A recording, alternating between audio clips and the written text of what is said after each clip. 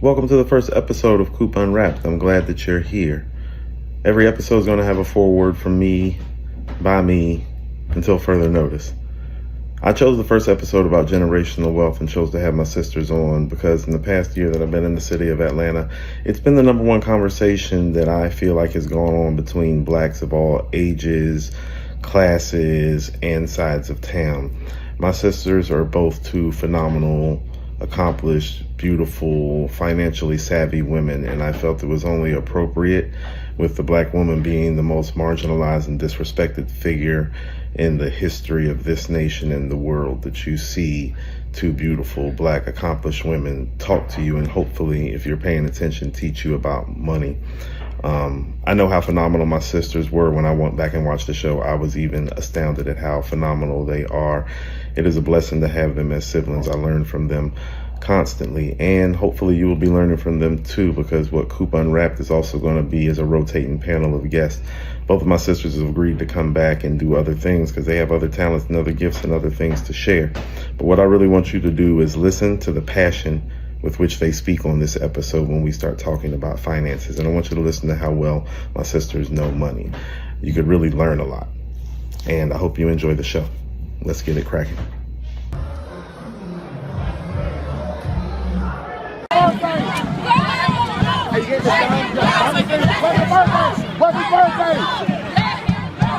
That's how you recording this? I'll be recording. That's why I'm saying all this. Are you? Oh. I'm driving in Paris. All right, cut the video shut. Coop, we back at it. You know who it is?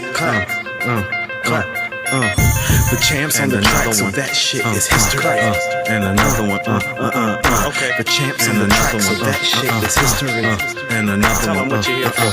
Fuck a title or a Grammy, I came to feed the family. Wet the panties of eye candies in Miami. Don't stop, just hand me stacks of greenbacks. Up the ante, you little shrimp scampi. I suggest you tag along. Know you hate to see your favorite rapper Babylon rise and fall like Babylon. Young Don, way past I'm gone. Matter of fact, path I'm on is destined for the Pantheon and Cannon. Goddamn it, up close and candid, you have no standards. Just a hooker tough to manage. Dramatic and outlandish. Advantage game set, flow gigantic, get damaged. Words touch the canvas, run the campus. Live from Atlantis, we cold crush your rep. Fuck a vest, tuck your neck. That's what you get for not knowing what to expect when you fuck with the best. One more to the chest, good night and God bless. He's so raw, he's so raw, so raw, so raw, so raw. Welcome everybody. Make sure you click like, share, subscribe to the page. This is the inaugural episode of our long-awaited show, Coop Unwrapped. I'm thankful, happy, and blessed to have my two sisters here with me for my first show. I have my sister Tracy from my father's side of the family here with me, who's my older sister. And I have my younger sister from my mother's side of the family, Adriana, here with me today. Ladies, how are you? Quite splendid. It's a beautiful day. Good. Today's topic is going to be generational wealth and generational curses. And when I thought of these things and thought of this topic, you are the two people that came to my mind in my family because, like I stated right before we got started, I do consider you all to be the two most successful people on the respective sides of my family. And I don't just mean that from a financial aspect either, and that's maybe part of the conversation that we can unwrap. I think some of that is an emotional intelligence and perspective and decision-making process as well, like that's part of success. And so you were two of the people that I really thought that like I wanted to hear from, and that I thought actually like people in the audience and people in our community would need to hear from. So everybody kind of knows me that's going to be seeing this, so I'm kind of going to let you introduce yourselves and we're going to kick it off. Tracy, you can start us off if you want. Okay. I am Tracy Vaughn, and I'm one of his older sisters, Coop's older sisters. I'm a corporate executive for an insurance company covering a national territory. I'm a mother of 3 college grads.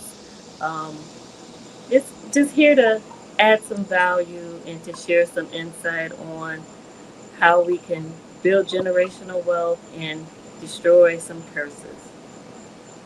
Okay. Audrey, what you got? Yeah, hi everyone. My name is Adriana Lucia. By trade, I'm an HR manager for one of the top 5 big tech companies.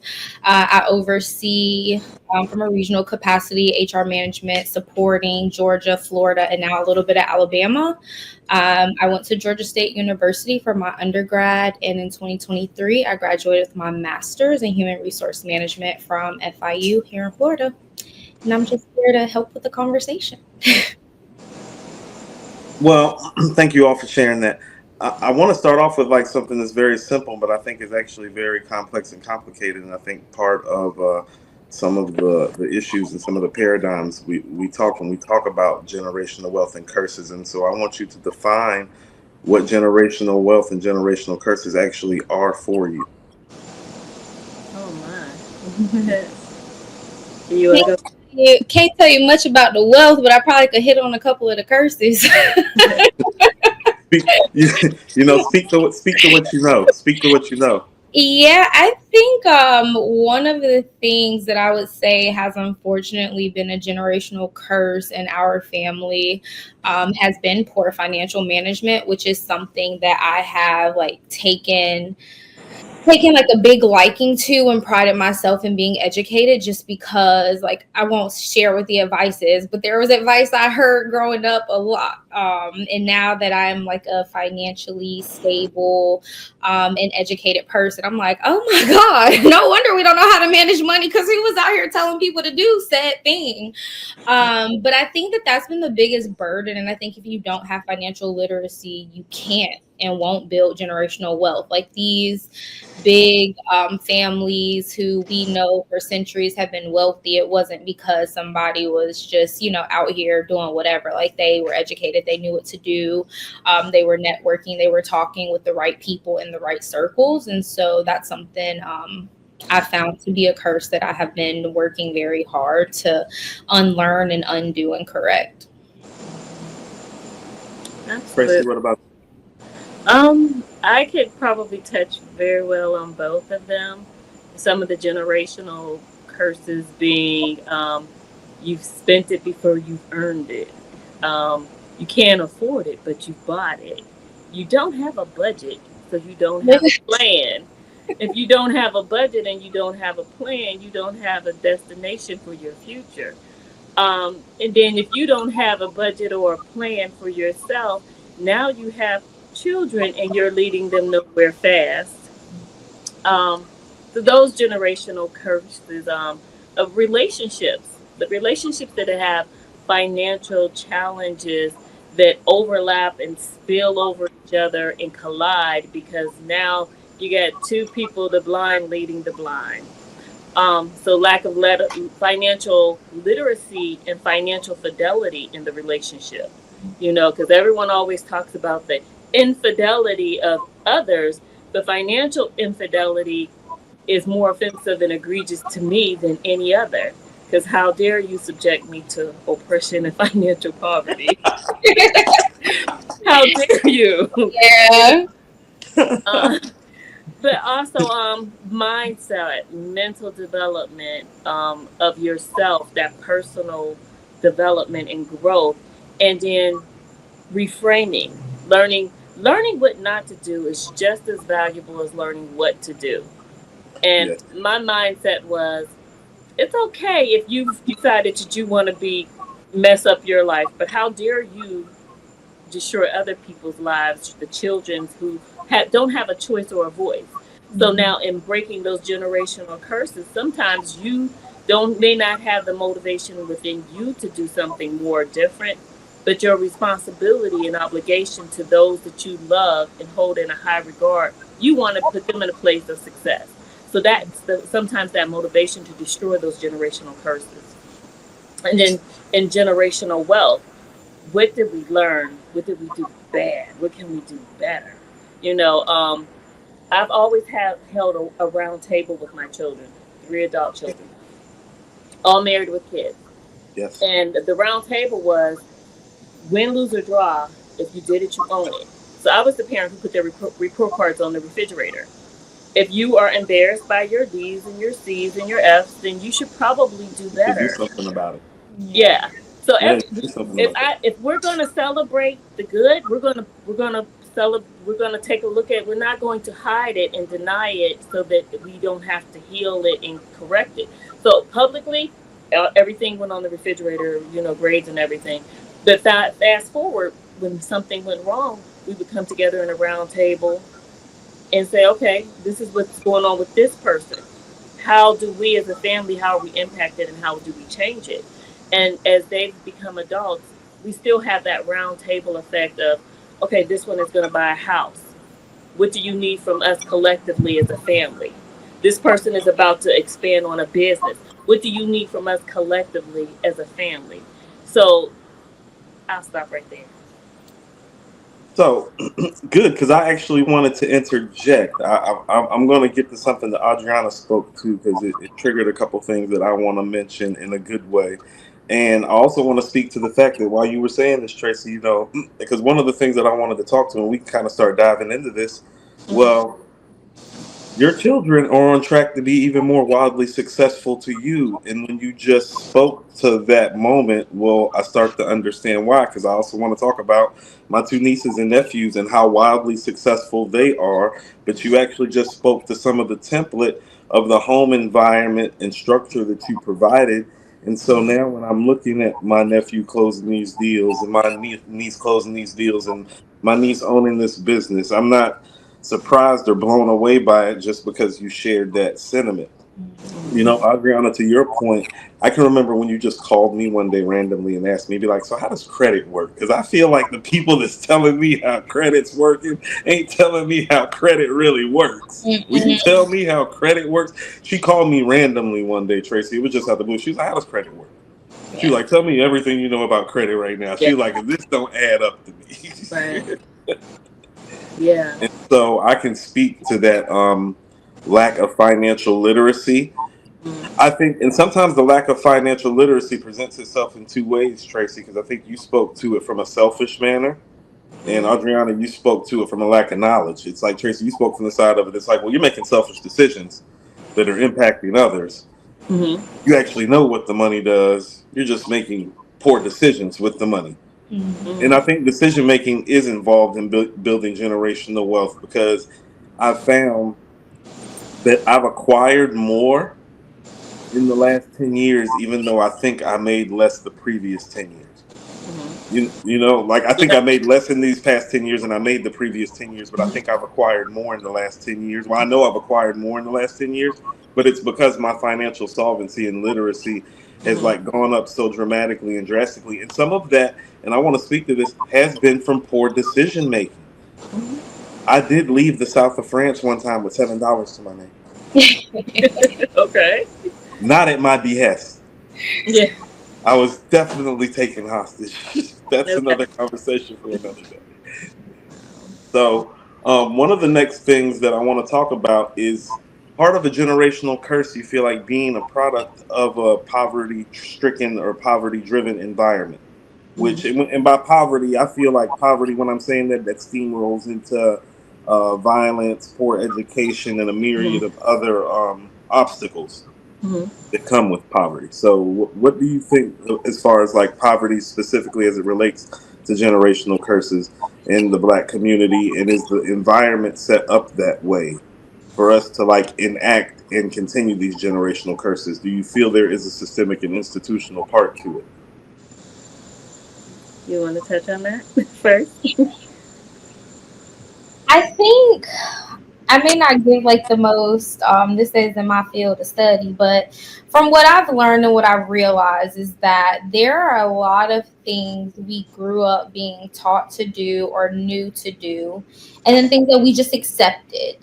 One of the things I think of is like, if you know me personally, like I am not, I like my nice things. I like my designer things. I work hard. I play harder. That's my thing, right? And sometimes there could be conversations of like, you don't have to do that thing, or you don't have to buy the expensive bag, or you can deal with the bare minimum.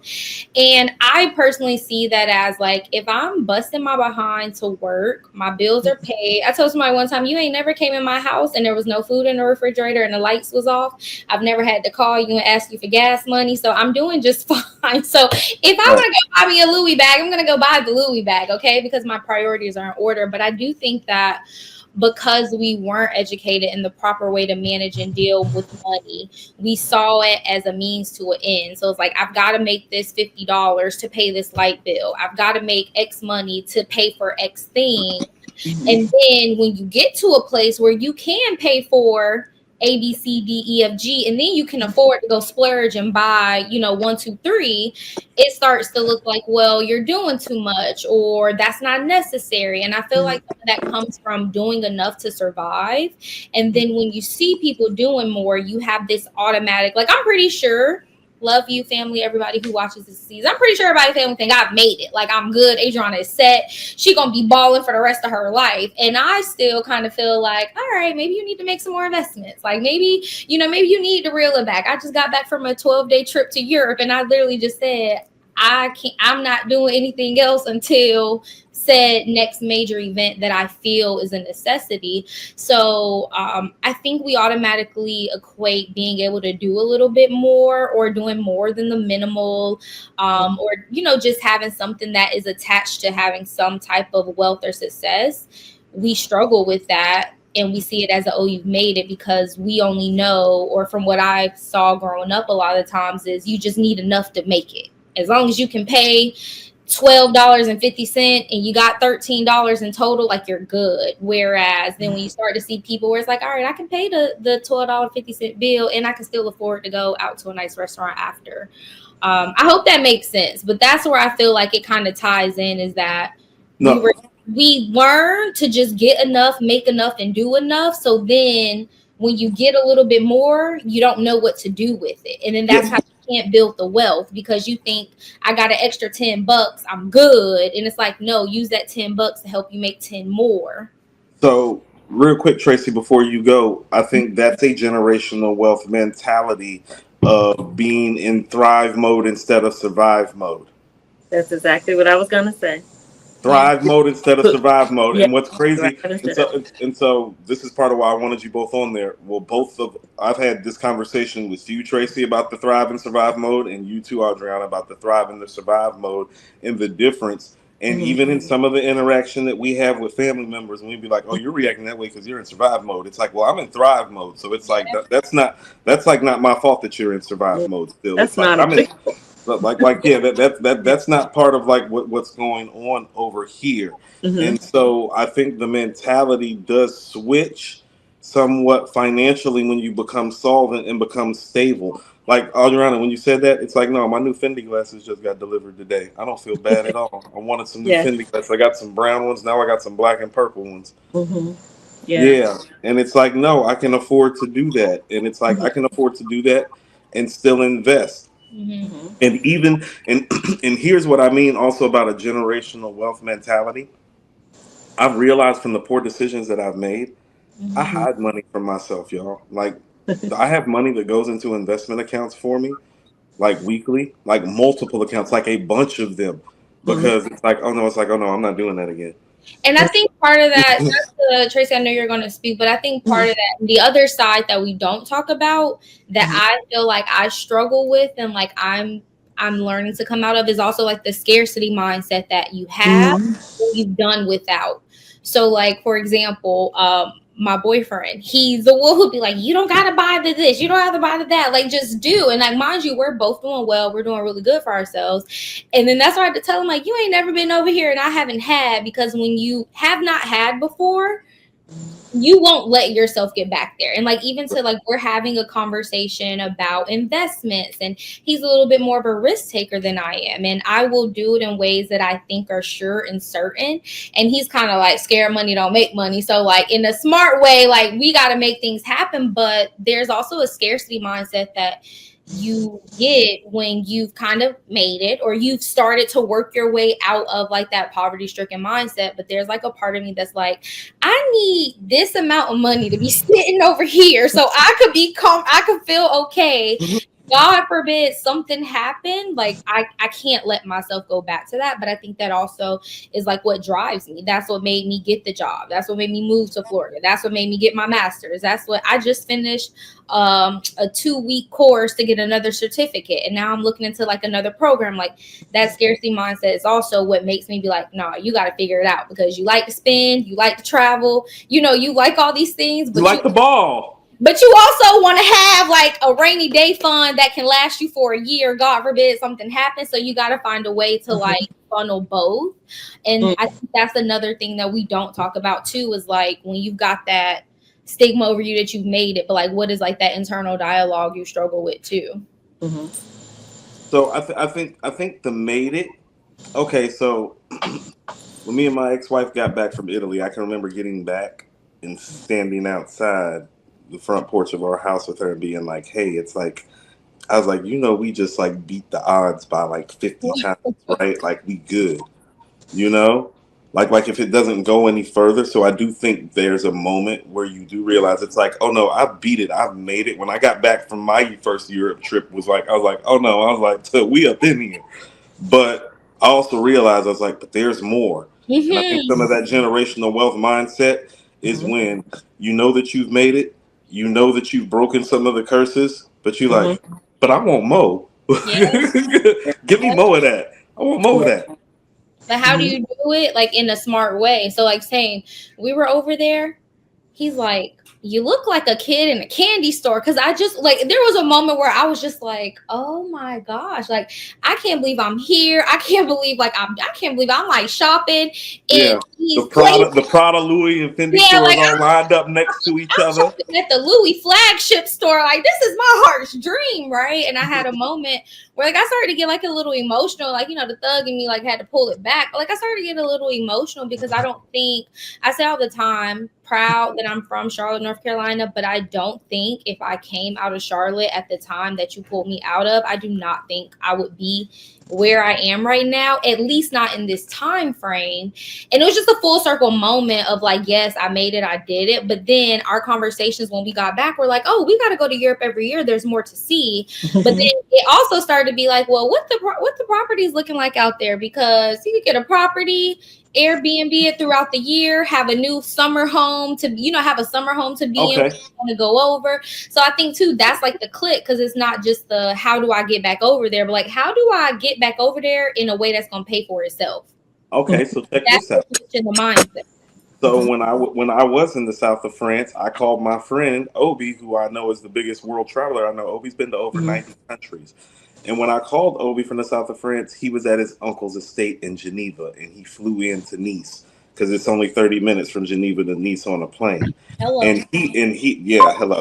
And he and I were having the property conversation in 2017. I'm going to see him where he lives in Medellin in Colombia for my 44th birthday in about 6 weeks. The conversation is like no longer like a conversation. It's like, so what we need to do to this and here and there, because that's where we are finally. But that's one of the things that I think is part of the conversation too. Exposure. Yeah. Exposure. So let's talk about the time when I did come and get you, because that brings me to my next thing. Because I got something that's kind of coupled together, and it's not a question. It's more of a topic line. It's the rub off effect, and the nobody really wants to be first to go, which I think kind of speaks back to Tracy's initial point of people knowing what to do, but just doing it for them damn selves anyway, instead of being like, no, I'm gonna be the first person to walk through the door. And being the first person to walk through the door means I'm not gonna be the wealthy one. But if I walk through the door, Yeah.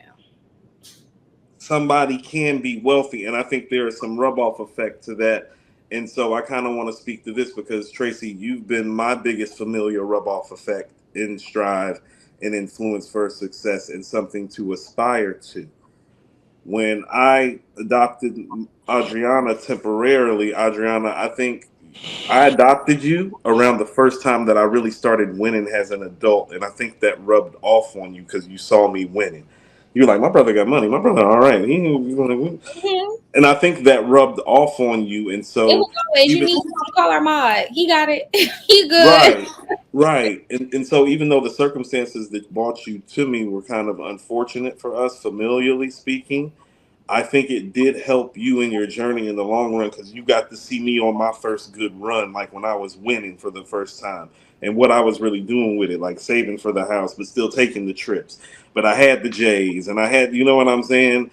And it was like going everywhere for the first time. Tracy had that same effect on me the first time I met her, and every time she would pull up. And so now I look at how serious that rub off effect is because think about it, where I live, me and my ex-wife alma mater is right up the street from my house, but my daughter wanted to go to your alma mater Yes, she does. And she is. I need to because book my flight, by the way. but I look at the rub off effect. So Tracy rubbed off on me, you know, and I rubbed off on you, and now in turn you have rubbed off on my daughter. So now it has gone from, you know, 50 something all the way down to the 18-year-old, and that is part of how generational wealth is built too. It's being aspirational and motivational by your movements and by your conversations without necessarily being like, hey, motherfucker, I got this. Yeah. And it's super intentional. And I think to your point, like I was just saying, like you were the person in the family was like, oh, you need something, or who's doing something well, look at her mom, call her mom. And I think it like that's why I made it a point. Like when I graduated my master's, I was like, aren't people supposed to get you stuff when you graduate? But it's me paying for the girls' flights, paying for their hotel, paying for their dinner because I said, y'all are gonna watch me. I don't care what you're doing. I think they started school the next day, and I remember being like, They did. you don't learn nothing the No, first day of school. no, no, they missed the first Like, day of school. They yeah, missed and the first day of I school. remember being like, you don't learn nothing the first day of school. Get down here because you're gonna watch me walk across the stage with a Yes. master's degree. Yes. Yes, Because you if I was the first woman in the family to graduate with a bachelor's, okay, well then let's go ahead and double down on it. But I don't want to be the last.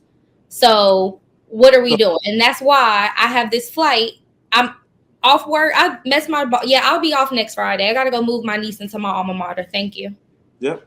So even to that, Tracy, I just had a conversation with Aunt Audrey with y'all's niece, and I was just like, hey, I was like, it's not too late for me to be Dr. Cooper.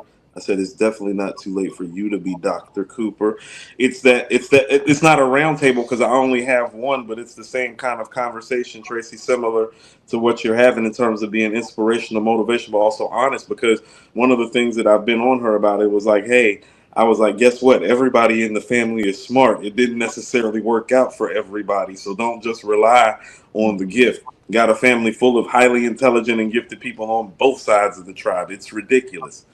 But the success is predicated on work ethic, diligence, stability. Like there's a lot of ancillary things that come with it. And those are the things that I'm kind of like on right now about her. But, you know, I feel like almost it's crazy because of the rub off effect. It means more when it comes from you. Cause you know I'm just the dude that raised her. You know you're auntie in Miami with the Louis bag. You know what I'm saying? That's great. I mean, Yeah, and your other auntie that's out the country all the time. So yeah, it's been very very interesting. One of the things that our father said to me when I first got my degree was, he said, miracles are defined as acts or works of God, and he said watching you has been simply amazing. It has been a miracle.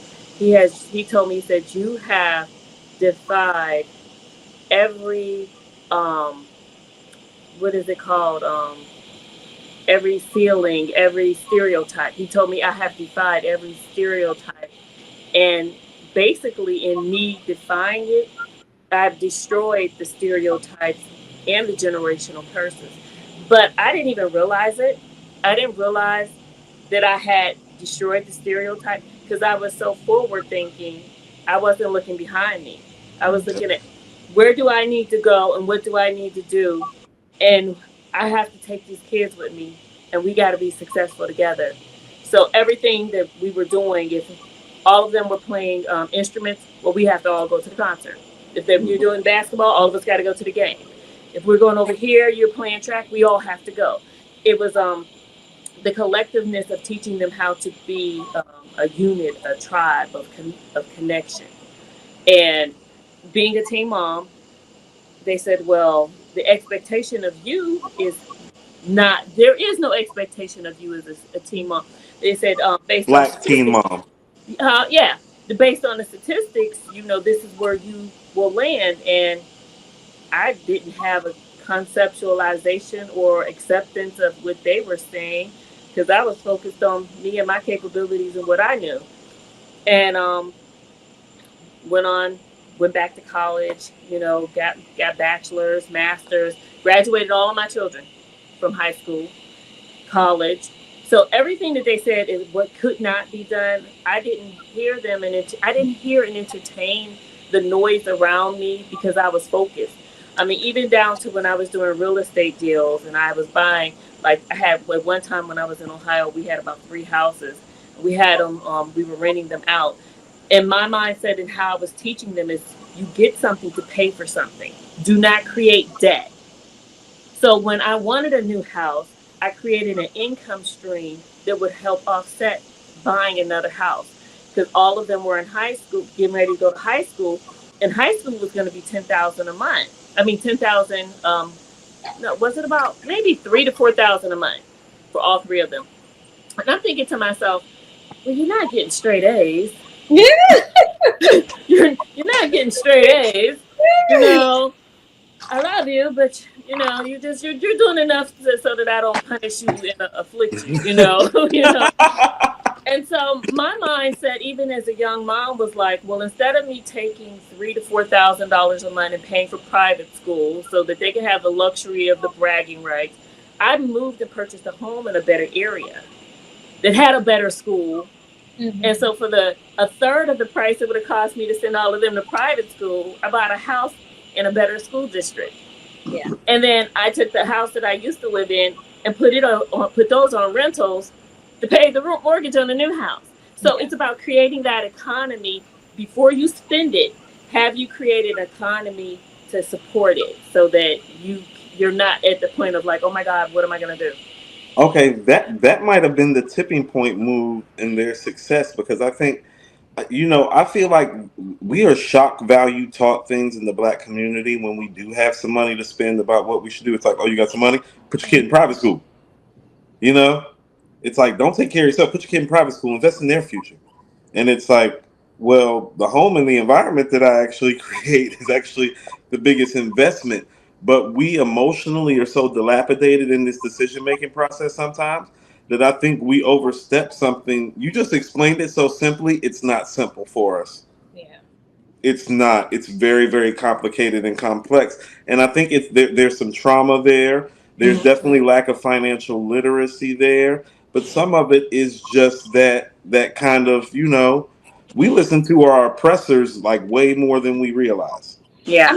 Tracy, you just put that together like so smoothly. I was like, yeah, like that makes sense. And like that makes sense, right? Like me right now, I'm like, yeah, you're right. Like I'm following you. But if you had said that to me maybe like 6-7 years ago, I would have been like, hold on. Okay. What? I would have been like, oh yeah, makes sense. And it would not have clicked for me. But being in the space where I am now, what you just said, I'm like, yeah, like what? Use the money to go to a better area to get a better public school and like have that money that makes perfect sense. But I don't want to say now, because a lot of us like are out here being educated and learning and we're trying to figure out how to make it work. But I don't think a lot of us or enough of us would have understood and followed what you just said that you did. And one of the beauties of it is also just to tie into that was by me changing the community and the environment I lived in, it changed the dynamics and the proximity for my children and their exposure. So now when I changed the proximity, because they ended up going to school with people like the Caferos and the people who owned the 49ers. And when they were going over friends' houses, they had heated pools in their houses. They had tennis courts. So I changed the proximity for my children of their exposure to what they were seeing by removing out the environment that we knew within a 5 mile radius where everybody looks like me. Not only did I do that, I expanded their ethnic cultural knowledge because then it was time. I remember my middle daughter would be in the bed. I'm like, "What are you doing in bed? Why aren't you at school?" She'd be like, "Oh, mommy, it's Yom Kippur." I was like, "Mommy, it's Rosh Hashanah. We don't have school today. It's Rosh Hashanah." Oh my Hold god. on, hold on, hold on. Tracy, tell people where this is taking place too. In Ohio. It's Youngstown, Ohio. But I ended up moving to the outskirts into the Liberty, Ohio. So a little small town, but they were like, "Oh, it's Rosh Hashanah. We don't have school today, mother." Oh, you know, because they had to recognize because of the proximity and the multicultural environment of it was Jewish, it was Chinese, it was Korean, it was Hindu, Indian, African American, Irish, and so now that economy also taught my children how to coexist because you got to keep in mind we think we're the majority because of the proximity of everybody in our community looks like us, but then when you go into the job force, the aha moment is you may be one Yeah. of all of everyone else does not look like you. Okay. Like I was running an entire state and region. It was only one of me in charge of that position, but it was only one of me that was a corporate executive. And so I thought the world looked like me until I went to get a job. And then where I was going to get into employment, there was no us. Like working in a jewelry store in the Midwest, there was no us. We weren't allowed to work there. But when you move outside of that proximity, then you realize, okay, our conversation and how we engage is different, culturally specific, based on our exposure and the proximity to others. And so that equipped them so that when they went into the workforce, my middle daughter has always worked for corporate America. My youngest, she's always worked for corporate America. Their ability to adapt and assimilate and to know what it meant is different from someone who's more culturally challenged and just only exposed to your inner city habitats. I want to say, like, I think that matters. And that's also, like, to my comment of I can confidently say I don't think I would be where I am right now if I had stayed in Charlotte because of the things that I was doing while I was there, the people I was around, and just the environment. And I call her my godmom. I call her mom. Whatever. I revere her as a mother. When I moved to Atlanta, she was the guidance counselor at the middle school, and this was, whatever, regular average middle school. And I'll never forget. Once she took me under her wing, we immediately matched because she was recently living in Charlotte. So we connected on that aspect. She obviously knew the background story while I was in Atlanta. Skip. When it came time to go to high school, she was pressing me so bad to in our mind for me to take the magnet test so that I would go to another high school out of district that was not the local high school up the street that we would just say I don't want to say could, but might as well have been not the best school in the district, right, to go to. It wasn't the worst, but it wasn't the best. And I remember she was telling me the dates, and I was like, oh yeah, I was like, oh, I missed it. I was making up all the excuses. One day, these two were plotting together. One day he's like, oh, Brenda's gonna come pick you up. And I'm like, okay. This woman picks me up, drops me off at North Cobb High School, hands me 2 pencils, and says, go take your magnet exam. Yeah. It was either her or mine. Between it was one of y'all. No, I'm gonna tell you what happened. She called me because so here's how it happened. When I had to take her in, I didn't have no real paperwork, but I needed to get her in school. It just so happened that the lady at the front desk was from Charlotte at the time, and she wasn't even supposed to be working the front desk because she was the guidance counselor. Okay. And I was like, look here. I was like, boom, boom, bam, just happened. I said, I gotta get this one in school. And she like, oh, we about to and They we took it from there. So this is a couple years later. So when she's not taking this test, this woman's invested. So she's calling me like, "Yo, no. This was 8th grade. I came in 8th grade. did you eighth grade?" I feel like okay. I feel like it was seventh. Okay, I so came she's calling me. in 8th grade. It's been a They minute now. one of them two. They dropped No, me off. she called me about it, and she came and got you and dropped you. And I say all that to say she forced me to go take that magnet test, which then allowed me to get into North Cobb High School, which is where I graduated from. And that was it was in Ackworth, Georgia. So I was going 30 plus miles to a school out of district to be in the magnet program. I'm taking these AP classes.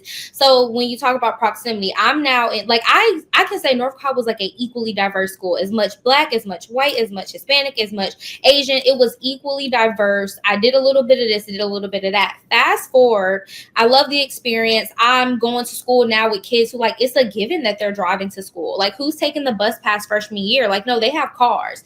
They're cheering. They're doing and it was because I was around people who were doing stuff. And now that I look back at it, I'm like, dang, I probably was like running you and mommy through it, because I'm like, I need to cheer. I need to I need to go do this college tour. But because of the proximity of going to school with these kids who, like, they've had a car sitting in the parking lot waiting for them to go to high school, waiting for them to get their license.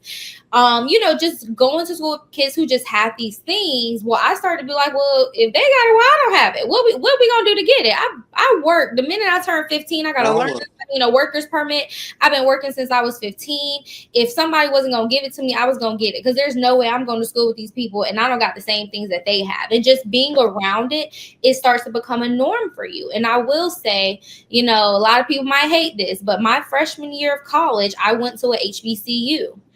My biggest gripe with that was I did not feel like that school. I won't say all HBCUs because they are not made the same. That specific HBCU, in the 1 year of the classes I took, the dialogue, like the way things were just done, I literally sat back and said, y'all are not setting people up for success to leave here. Because while, yes, it's a HBCU, we obviously all are Black, we're proud, we want to empower our people and our voice. That can happen while you also equally teach people how to communicate and how to work with other people. Because once you get out into the world, you are not just going to be in a group of all Black people. You have to know how to work and mold with other people.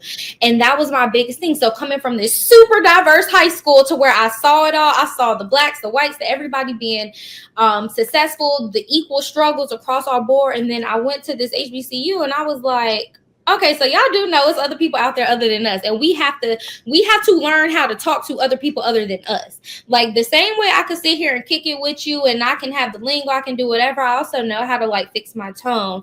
I know how to adjust the dialogue I'm having. I know how to adjust my vocabulary. But I personally felt like if I had spent 4 years at a place where you just told me, nah, people need to adjust to you and you don't need to figure out how to adjust to other people, I said I will not be successful here. And I got up out of that school so quick. You did. You ran. I got out of there so quick. I had my acceptance letter to Georgia State before the second semester ended. But to tie it back, I think proximity matters. You are only as good as the people around you.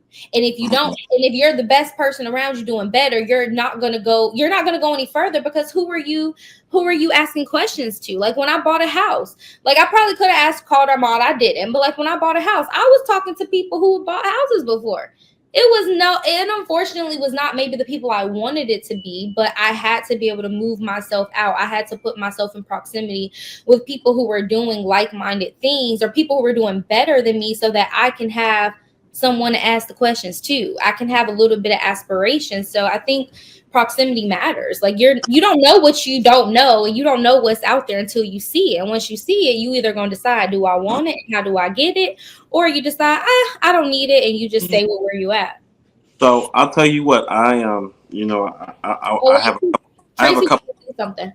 Oh, go ahead. I'm sorry. Go ahead. No. That your proximity developed your network. Mm-hmm. And then from that, because they say your net worth will be influenced by your network. Yeah. So, yes. No, actually, you want to know what? That's actually even better because I think that goes back to the decision making process. Mm-hmm. I've found my most successful times to be when I'm with people who are doing successful and like minded things, like the circle of people that I have around me now. Like, I have a friend right now, and it's funny. I met him kind of because he recognized me because his sister used to be friends with one of my exes, and he recognized me about a year and a half ago, and we've been friends ever since. And he's a little younger than me, but he feeds me stock tips weekly, and Mm-hmm. so I go and buy shares weekly based on like what he feeds me, because he's like, no, he's like, you're coming with me, you know.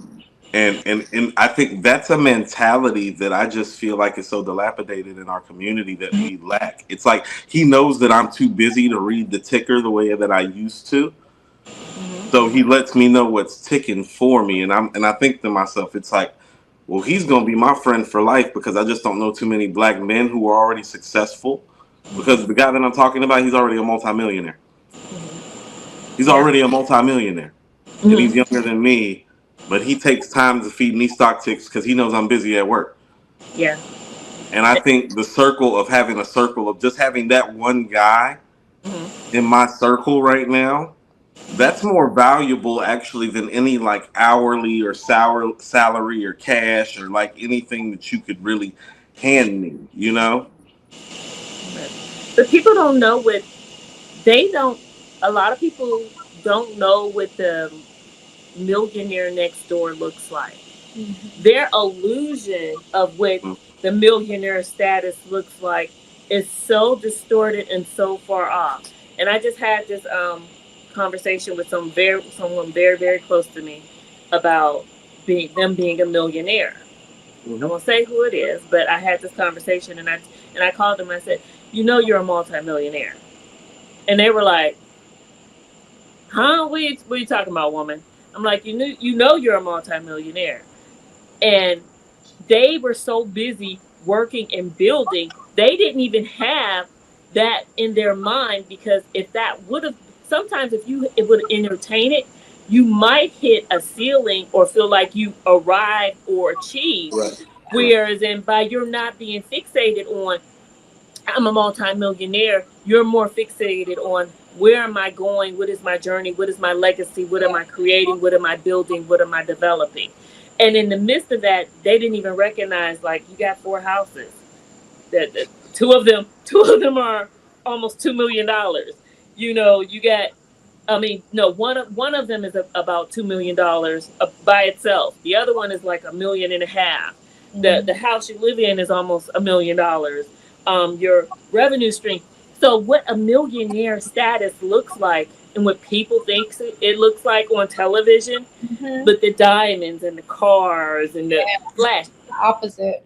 But that is seeking the validation. Not saying that we should not enjoy the fruits of our labor, but let us not labor in vain, and let us use wisdom so that we are multipliers instead of the consumer driven economy supporting other groups, and not building it within your own group, your families, your tribe, and coming together. I mean, it looks so different from what people think. Oh, if I had $1 million, I'd be like this. No, you wouldn't. No, you wouldn't. No, A lot of people have made like Will you tell them what you said you told your daughter about how much you've spent? yeah, Remember? like that's yeah, like people understand this. It's like I'm not joking. In the past, just in the past year and a half on her, I've spent probably enough money to put a down payment on a $500,000 house. believe it. And just this year alone, that was last year, and this year alone, probably if I like, how about this? People don't understand. It's like, oh no, I could go buy like a brand new whatever right now with what she just cost me this year, Mm-hmm. like whatever. But Like what? Like it's like people don't understand. Like that's how real it is Mm-hmm. when you're building generational wealth and affluence by providing provisions on a certain level too. So like people are, like one thing that I have hated my entire life, well her entire life, because she's 18 now. You Mm-hmm. spoil her. No, I don't. I'm giving her more opportunities than what we're used to. Yeah. So I'm paying for this shit. I don't care how long I gotta stand on my feet. I don't care how many days it takes. I don't care how many hours it takes. I don't care how many years it takes. I'm paying for this gymnastics. I'm paying for this tennis, this Those basketball. are And investments. if she want Yeah. to Those take are a, if she investments. want to take a cartwheel class, I would have paid for that too. Take a class on cartwheeling this week. That's fine. Gonna be the Pay for best chess cartwheeler club. out there. Pay, Right. pay for it all. Need deposit for But housing. Look. that She goes called back me. to what I was saying. By the minute you do a little bit more than what we think is necessary, is deemed as spoiled or doing too much. It's like, no, you're diversifying her mindset, opening her up to other opportunities, so that later she has a chance. Imagine how many of us might be athletes or might be some other type of thing if we had the resources to be able to test out, be exposed to and test out our hand in whatever it was we had a slight interest in. Well, he told Right. her, you told her, you said, I've spent over $1 million in this lifetime. And she was impressed. Remember that? Yes. Well, here's the thing. That's what I was trying to explain to her. I was like, I was looking at her so she would understand. I was like, I've made a few mil already. And she was kind of looking at me like that. I'm like, yeah. I'm like, hold on. I'm like, Maybe let's run down what 18 years of you in this lifestyle of giving you cost. Let's run that down. Let's run that $1 million down. Right. Like you were $1 million. So was your mother.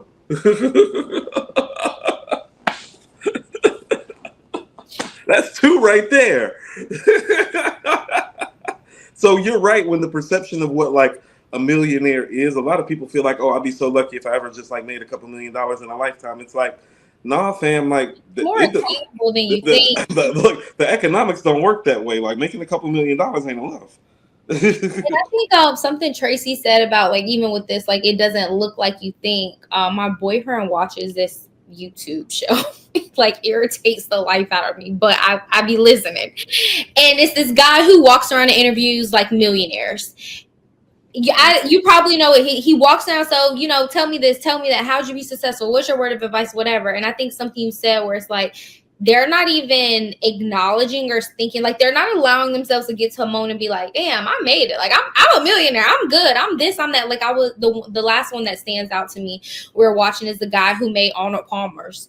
And he's like, I'm here. And I was working and I was this and I had long nights and I keep thinking about how can I do better? What more can I do? And it's like never being complacent. And I do think like something I'm, working through and working on is like, how do I enjoy the fruits of my labor, but also like not be complacent and then also not be like, oh, this is enough or you're good. So like I'll have my splurge moment. I'll do my trips and then I'll kind of go back under and be like, okay, what's the next degree? What's the next job move? What's the next? It's called balance and budget. Yep. That's what I was about to say. Yeah. That's when what I my was actually kids used to want to borrow money off of me, I used to say, I'm going to need your budget. Hey, look here. I'm going to need your budget before you borrow this money so that I can make sure that where are you going to get the extra money that you don't have to repay me what you owe me. Right. And look here. We need a budget. And so they'd be like, I don't even know how much I owe you. Keep paying me till I tell you you pay me. But you need a budget. Look here.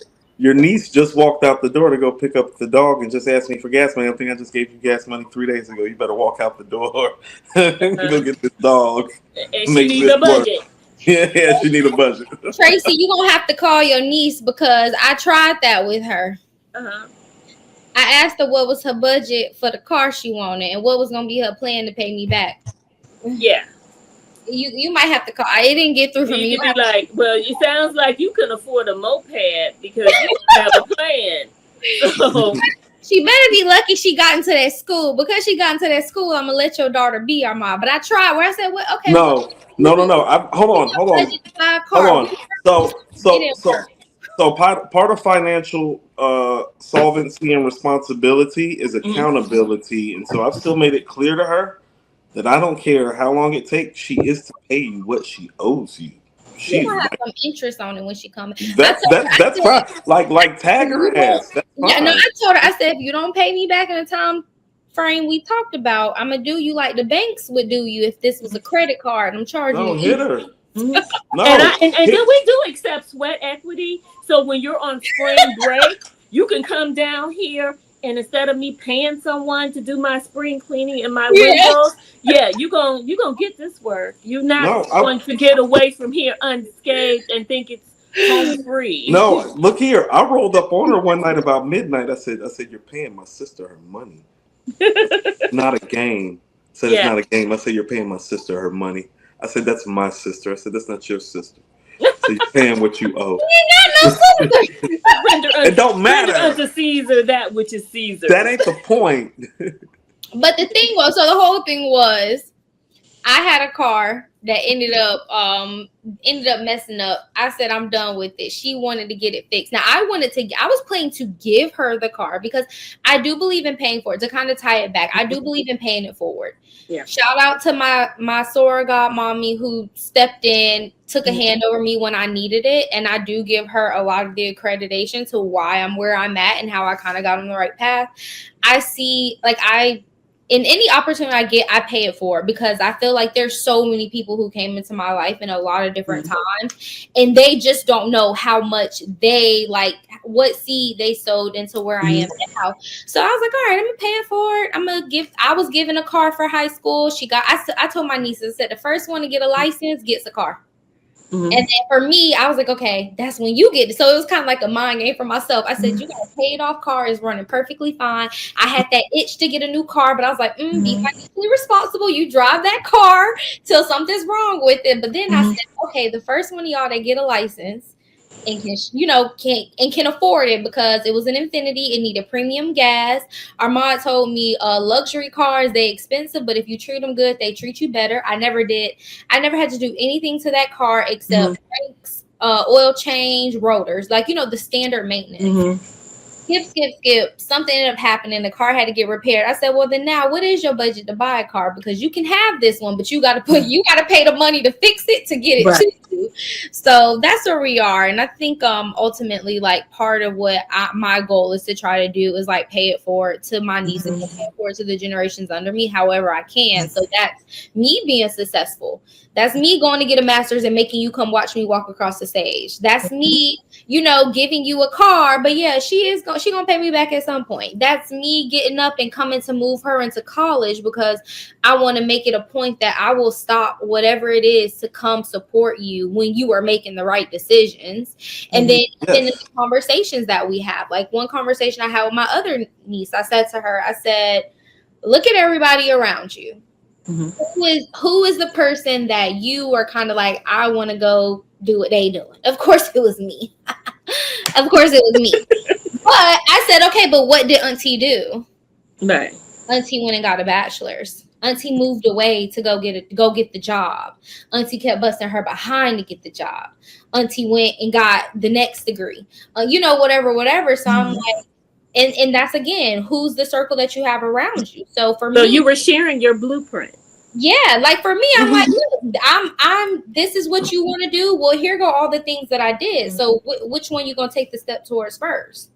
But somebody has to put it out there, because if you just look at what's around you, if you see everybody around you sitting around, they okay with working at McDonald's, or they okay with making minimum wage and having just enough to pay the bill, you're gonna think that's normal.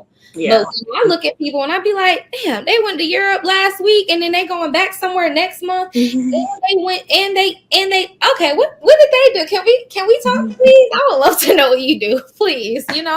That's all I do is take information from people doing better than me. I think that's another problem we have in our communities too, is that jealousy factor where we see somebody more successful than us and the envy creeps in instead of the humility. Instead of the humility to be like, how you do that? Exactly. What's going on? Tell me how you made that move. Videos. Here's what we don't understand as Black people, and you all know this from the hospitality business that I've resided in for the majority of my career.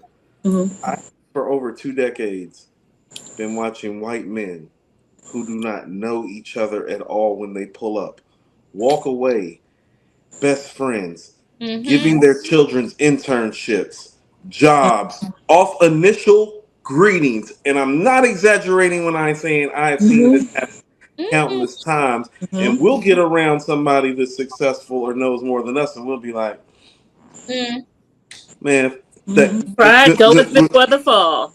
Right. And And it's and it's one of the worst parts of us, and it is one of the things that cripple our ability to create generational wealth and galvanize ourselves in the community. That's why I was going back to the rub off effect. It's like, well, Tracy is always very transparent about sharing financial information with me. Tracy taught me some stuff about money earlier this year. 43 years old, going on 44 years old. She taught me something about money this year. She was like, like she literally, I'm not going to tell you what she told me. She was like, if I just do this for you, she's like, that'll just take your credit like this. She's like, just go do that. And I was like, oh my God. I was like, I didn't know that. It's like, I didn't know that. I was like, oh my God. And so just like when you called me, like, how credit work, I was thinking everything Tracy told me, boom, boom, boom, boom, boom, boom, boom. And so what the credit that I knew that you gave me was everything that Tracy had told me, because Tracy was the only person that I knew at the time that you called me that had better credit than me. Yeah. And even though other siblings on my mom's side, I would say I'm the type of person as I will information dump. And the reason why I information dump is because I consume such massive amounts of information. So when opportunity presents itself, I'm like, oh, well, you can do this, this, this. I mean, I just did it today, this week with one of my girlfriends. I was like, you know what? Go ahead and get you a Navy Federal account. After you get your Navy Federal account, we're going to do this play. And the play is going to put you in a place where your credit score will pop. Not only that, like, I financed my home through Navy Federal. They have a program, no money down. When I got done doing the master play, I closed and they gave me a check for several thousand. Hello. It wasn't that I didn't have it, but I worked the play. Work the system. That's the point. Yeah. The point is to work the system, not to have the system work you. Hold on. That's my next question. How does money work for you? That was the next question. Because now, see, you've been ahead of the curve the whole conversation, Tracy. Every question I wanted to ask, you started answering before I got to the question. The next question is, how does money work for you? How does money work? For me, I'm a daredevil. I'm a daredevil where I like to create economies to pay for stuff. I don't like to buy anything unless I have an additional resource or economy that will pay for it. Prime example, you got to live somewhere. I wasn't sure if I was going to stay in the Carolinas or move somewhere else. I was like, okay, so that's a given. But I was driving a 99 Toyota Avalon that was paid for. And it wasn't that I couldn't afford it, and it still starts and it's still in the driveway. But I was working from home. So to make it make sense for me to be like, I'm going to buy a car, but then I changed positions and was like a regional executive over the Southeast region. So now it's like, oh, you're going to rent a car? And I'm like, dang, the frustration was, okay, these cars I'm renting, they're just not what I need to be. I need the freedom of, to be able to move around.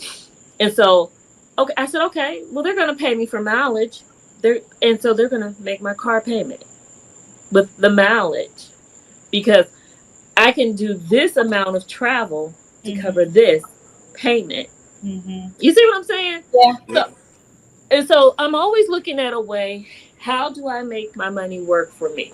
Like, I gave my sister a play last week about money, because I bought several properties. Like, when I was in Ohio, I wasn't even 32 years old, and I had 3 properties. And they had appraisal values over like $500,000. But what I was like, I said, you know what? If we do this, we can touch like an extra $100,000 a year since you want to relocate. And she was like, how? And so then I'm breaking it down to her. It's like, and I'm not telling you what I think. I'm telling you what I know, because I've done it. So my thing of it is, what do you know for sure? What is your debt to income ratio? What is your budget? Since I bought a new home, I did kind of go off the rails and, have expenditures. We all do it. But the thing of it is, and I learned this with my background in psychology, if you have that financial relapse, because people only think about relapsing when it comes to something that's super negative, like addictions and stuff. But if you're off budget and you're not following that, that's a financial relapse. Yeah. Everybody does it. The key is to stop where you are, recognize it, and create the plan moving forward so that you secure it. But also, what does it look like? Because I'm surrounded by people who are talking about, we're retiring at 55, 58.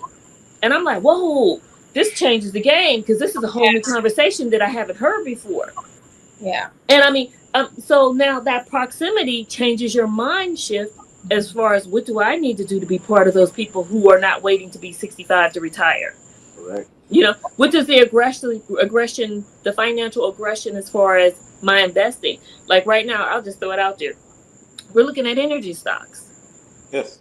and we're looking at that. I bought some today. Okay, and I mean to the point. Some of them, it's going to go up, it's going to go down, it's going to go side to side, but my thing is I'm not afraid of it because you're going to spend it regardless and you're not going to take it with you. So how do you make it work for you? While you're here. And how do you show up as your own best friend? Yeah. Explain that. Explain that. Okay. Explain that more. Okay, see the thing of it is with us, you take the person that you love the most and you don't have a limitation on what you will do for them in their best interest. Mhm. But when it comes to you applying that same principle to yourself, you find justification not to. So when you show up as your own best friend, you recognize that the same thing that I have and I want for my daughter, my son, my mother, I should want those things for me, that I'm worthy, I'm deserving, and I need to show up for that. Be it the good things and the bad things. The things you would not allow to tolerate to be exposed to your family, you should not allow yourself to be exposed to either. The things you don't want for them are the things you shouldn't want for you. So when you're looking for the justification and you're learning how to show up and be your own best friend, if you're ever confused, you think about the person you love the most. And if it was them, what would you do in the best interest of them? And that lets you know the barometer of that you are deserving and worthy. So you can start showing up as your own best friend.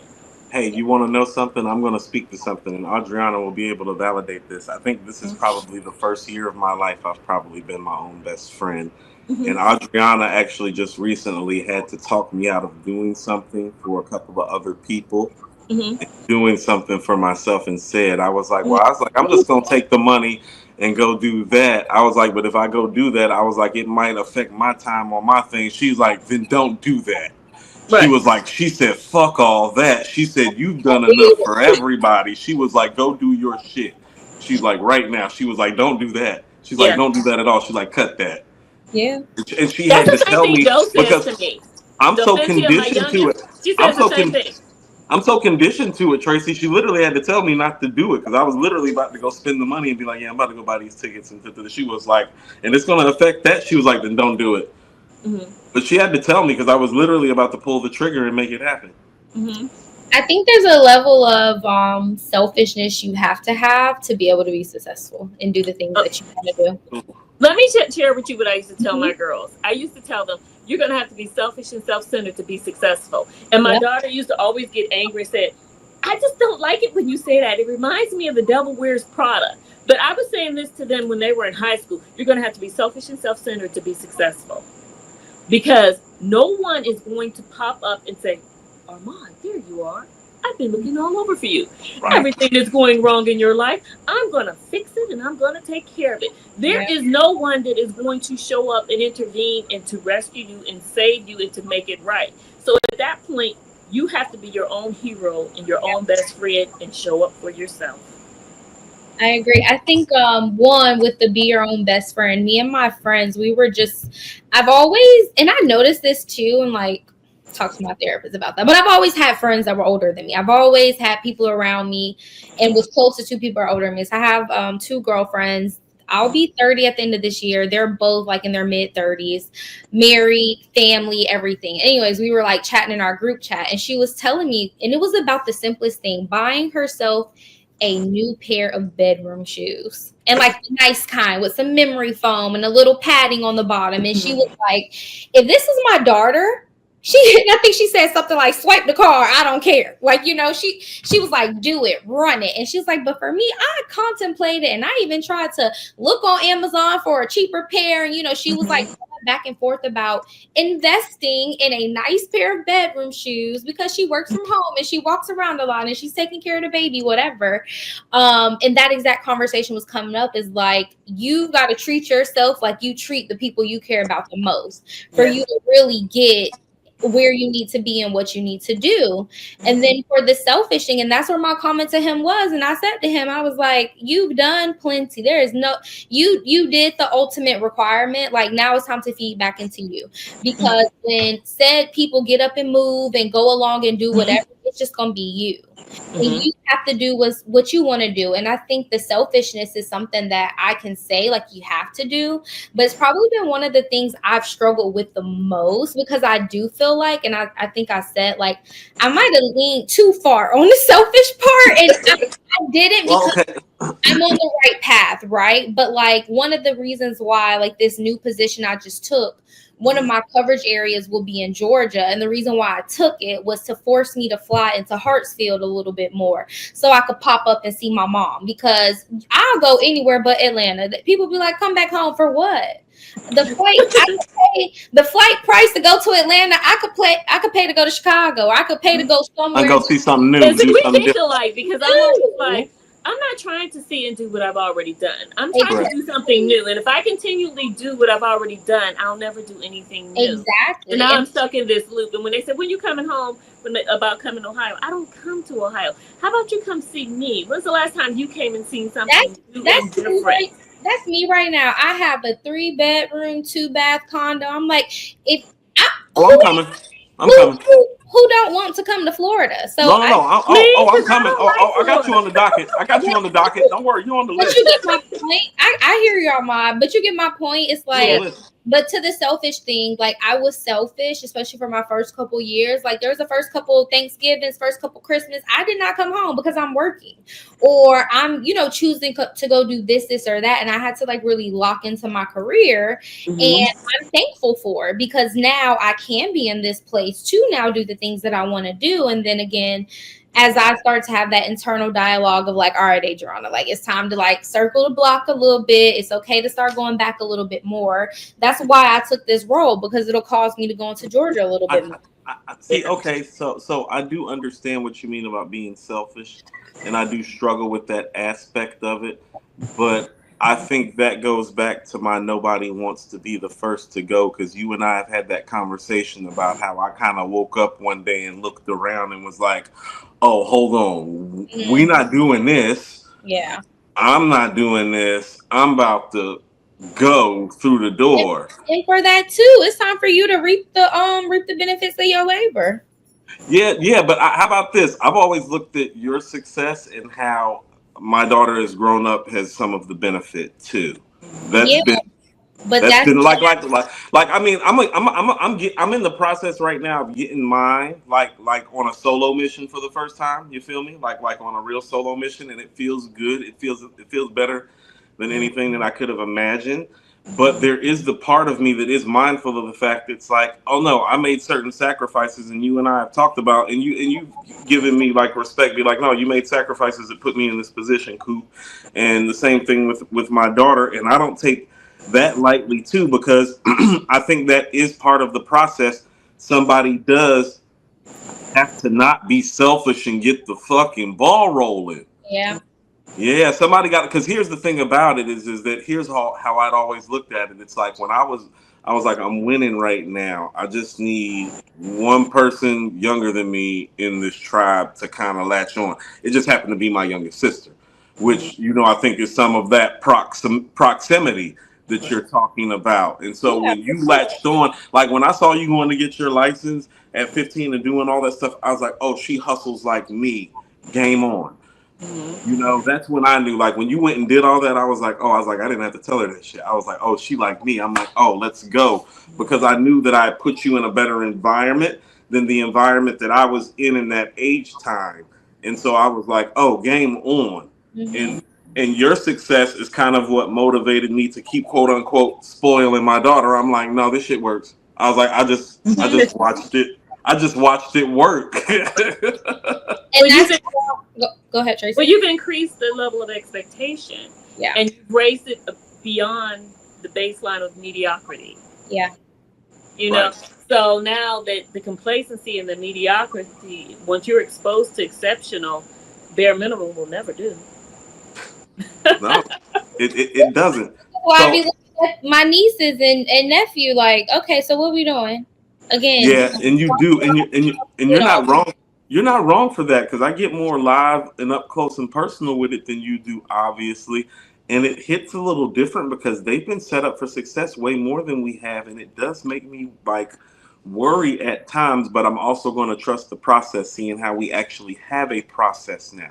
Yeah. You get what I'm saying? At least we have a process, like familiarly. And Tracy, you probably feel the same way. There wasn't really a process 25 years ago. Yeah. So some of what's going on is the creation of a process to create generational wealth. Like I'm in acquisition of things right now, and I'm fully acquiring them with the full scope of knowing that they're going to matriculate in value about leaving them for my daughter, because that's part of how generational wealth is built too. When you're in that thrive mode and you can Hmm. actually afford to pass nice shit on and shit that's worth money on, that Hmm. like you're not affected by it. Like, Yeah. and there's a balance to the success too. I feel like, Audrey. So you were speaking to like, and so were you, Tracy, about like, well, everybody kind of goes beyond the budget. Oh, well, I didn't just cop the new Fendi glasses. I just copped the nicest watch that I've ever got in my life too. But as soon as I realized I got that watch, I was like, okay, so we just need to chill for like 90 Yeah. days because I just got my favorite pair of glasses and my favorite watch.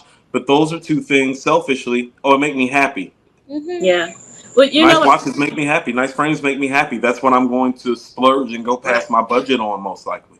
Well, and then also you cannot live your life without having the enjoyment of enjoying the fruits of your labor. What I did last week is because I was looking at, I said, okay, I want to pay off a whole bunch of debt, whatever it is that I've accumulated since I bought the new property. And I said, well, they always say, well, start with the smallest so that you can double up on the biggest. And then I said, you know what? I need to know what my interest rates Yeah, are. I was gonna say I start with whatever has the highest interest rate. And so from the time period of when like I opened up like I try to get like international cards, like your Goldman Sachs, your Yes. Barclays and stuff like that, your US Bank. I was like, that interest rate went up. I was Mm-hmm. like, okay, that one is a 26. Why is that so high? When did that go up? And I was like, okay, the economy is doing its thing. Because I remember when this one was like 8, 9, Hmm. 12. And so okay, you're not even asking them to increase the rate. Your credit limit. I remember a gentleman telling me, he said, Oracle, I want you to have a couple of credit cards worth a couple 100,000. I said, well, why do I need that? He said, oh, that way if you decide you want to go spend at least 30,000, or if you want to buy something, it won't impact your debt to income ratio. Well, at the Yes. time when he said it, I didn't understand it because I was like, that's outside of your means. You're living above your means because credit has two primary purposes: to buy a home and to buy a car. And it can be used for education if it's going to supplement and provide additional revenue. So if I'm running it up like that, then I might be outside of my means. So then I drill it all back, and I'm like, okay, they're giving you the credit limits. They're increasing them. They're not even asking. You just look up like, oh, you just gave me Yeah. another 10,000. You gave me another 30,000. But as they're increasing the limits, they don't tell you because like the smoking gun, the distraction. We just increased your credit limit to 30,000. Well, when they did that, they increased the interest rate. I Great was like, too. Yeah. Right. and so But now, they don't tell you that. huh? They don't They tell don't. you. Well, Yeah. they in the little bitty print. Come I'm get with old it. now. I gotta read the. I gotta put on triple bifocals to read the little bitty print. And so now it's like, okay, instead of the smallest one, let's knock out the ones with the highest interest rates. Let's get them out the way. And so you're paying them off quick, and then on to the larger ones. Now you're in a place where you can double it up because the interest you would have been paying is going to pay that off. But what is the plan? How are we tackling it instead of letting it just get out of control? And we are the biggest consumers, so that means we're spending and consuming the most.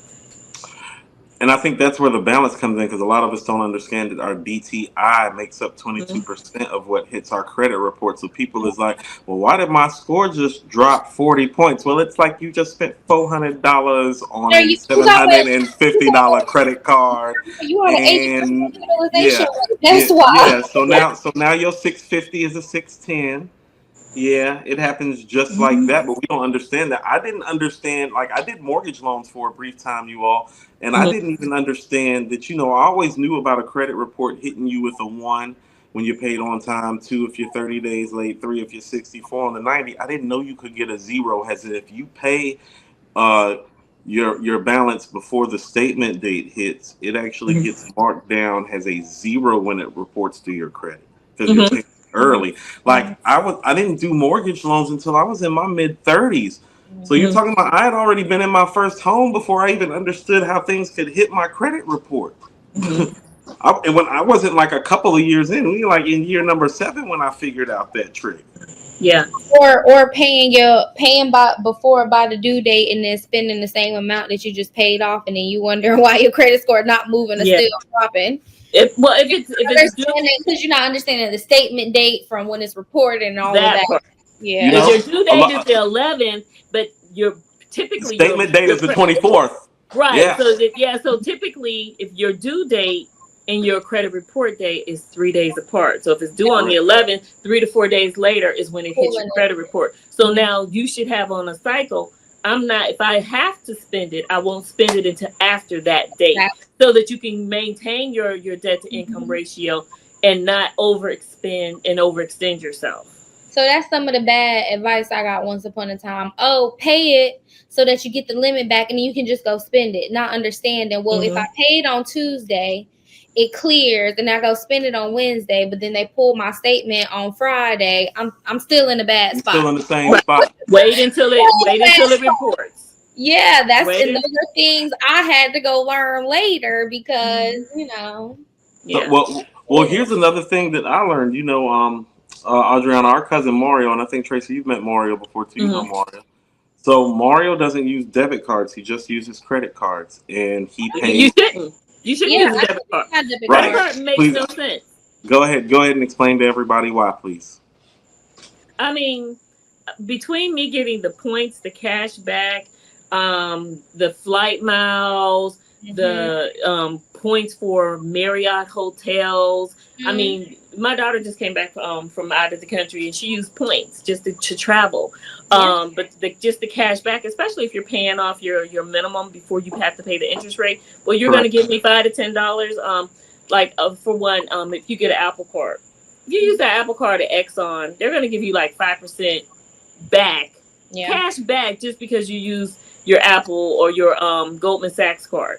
I mean, so the cash value of it and the points, like I can literally travel nonstop almost and just on points that have accumulated, just on points and perks. Let me tell you, it gotta be $3 or less to make me use my debit card, and don't let it be at a place. Don't let it be at a place where I'm getting 5 times the points, because I'm still gonna swipe my credit card for it. Yeah. Use a debit card for a single thing. I don't even have a physical debit card because now I can tap my phone to get to the ATM if I need it. That Europe trip I just went on, to what Tracy just said, we stayed in 4 different hotels. Only one of them we paid cash for. Yeah. All the other 3, we stayed 3 nights in Barcelona, paid with all Marriott Bonvoy points. We stayed at a Marriott in Paris. That one we paid for, but it was like $400. It wasn't bad. It was but it wasn't bad at the time. Yeah. Hotel we stayed in Milan, paid for all with Chase points, and we did a combination of you got to know where to transfer, what makes sense. The hotel that we were supposed to stay in Rome, we ended up canceling Rome and stayed in Milan. But that hotel for Rome paid for all points from between one of the credit cards. I have a Amex Platinum, I have a Chase Sapphire Reserve, I have a Chase Freedom, that you look and choose what to use, where the points and you learn how to navigate them and use them to maximize them. Yes, where to transfer points to, where maybe instead of on Amex it might be 1 point, but if I transfer those Amex points to Marriott, it might become one Amex is now 2,500 Marriott, so I'm going to transfer my Amex to my Marriott, book it through Marriott, is paid for. Even today I had to go get gas. As I'm sitting at the red, I'm looking at all 3 of my credit cards, okay, which one has which one has a gas station offer for the nearby gas station that was around me. My Chase Sapphire Reserve had 5% cash back for going to get gas at Chevron, so guess who pulled it to Chevron?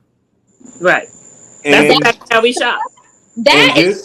I I had to look into, I had to learn, and I had to make. So when you say how you make money work for you, Yep, there we go. that's how I make my credit cards work for me. So I watch so many videos, and now I actually am like, I should make a couple TikToks about this, because when I tell you I'm a pro, like between me and Donald, like we actually, before I got on this call, booked flights for my best friend's 30th birthday. We're going to Cabo.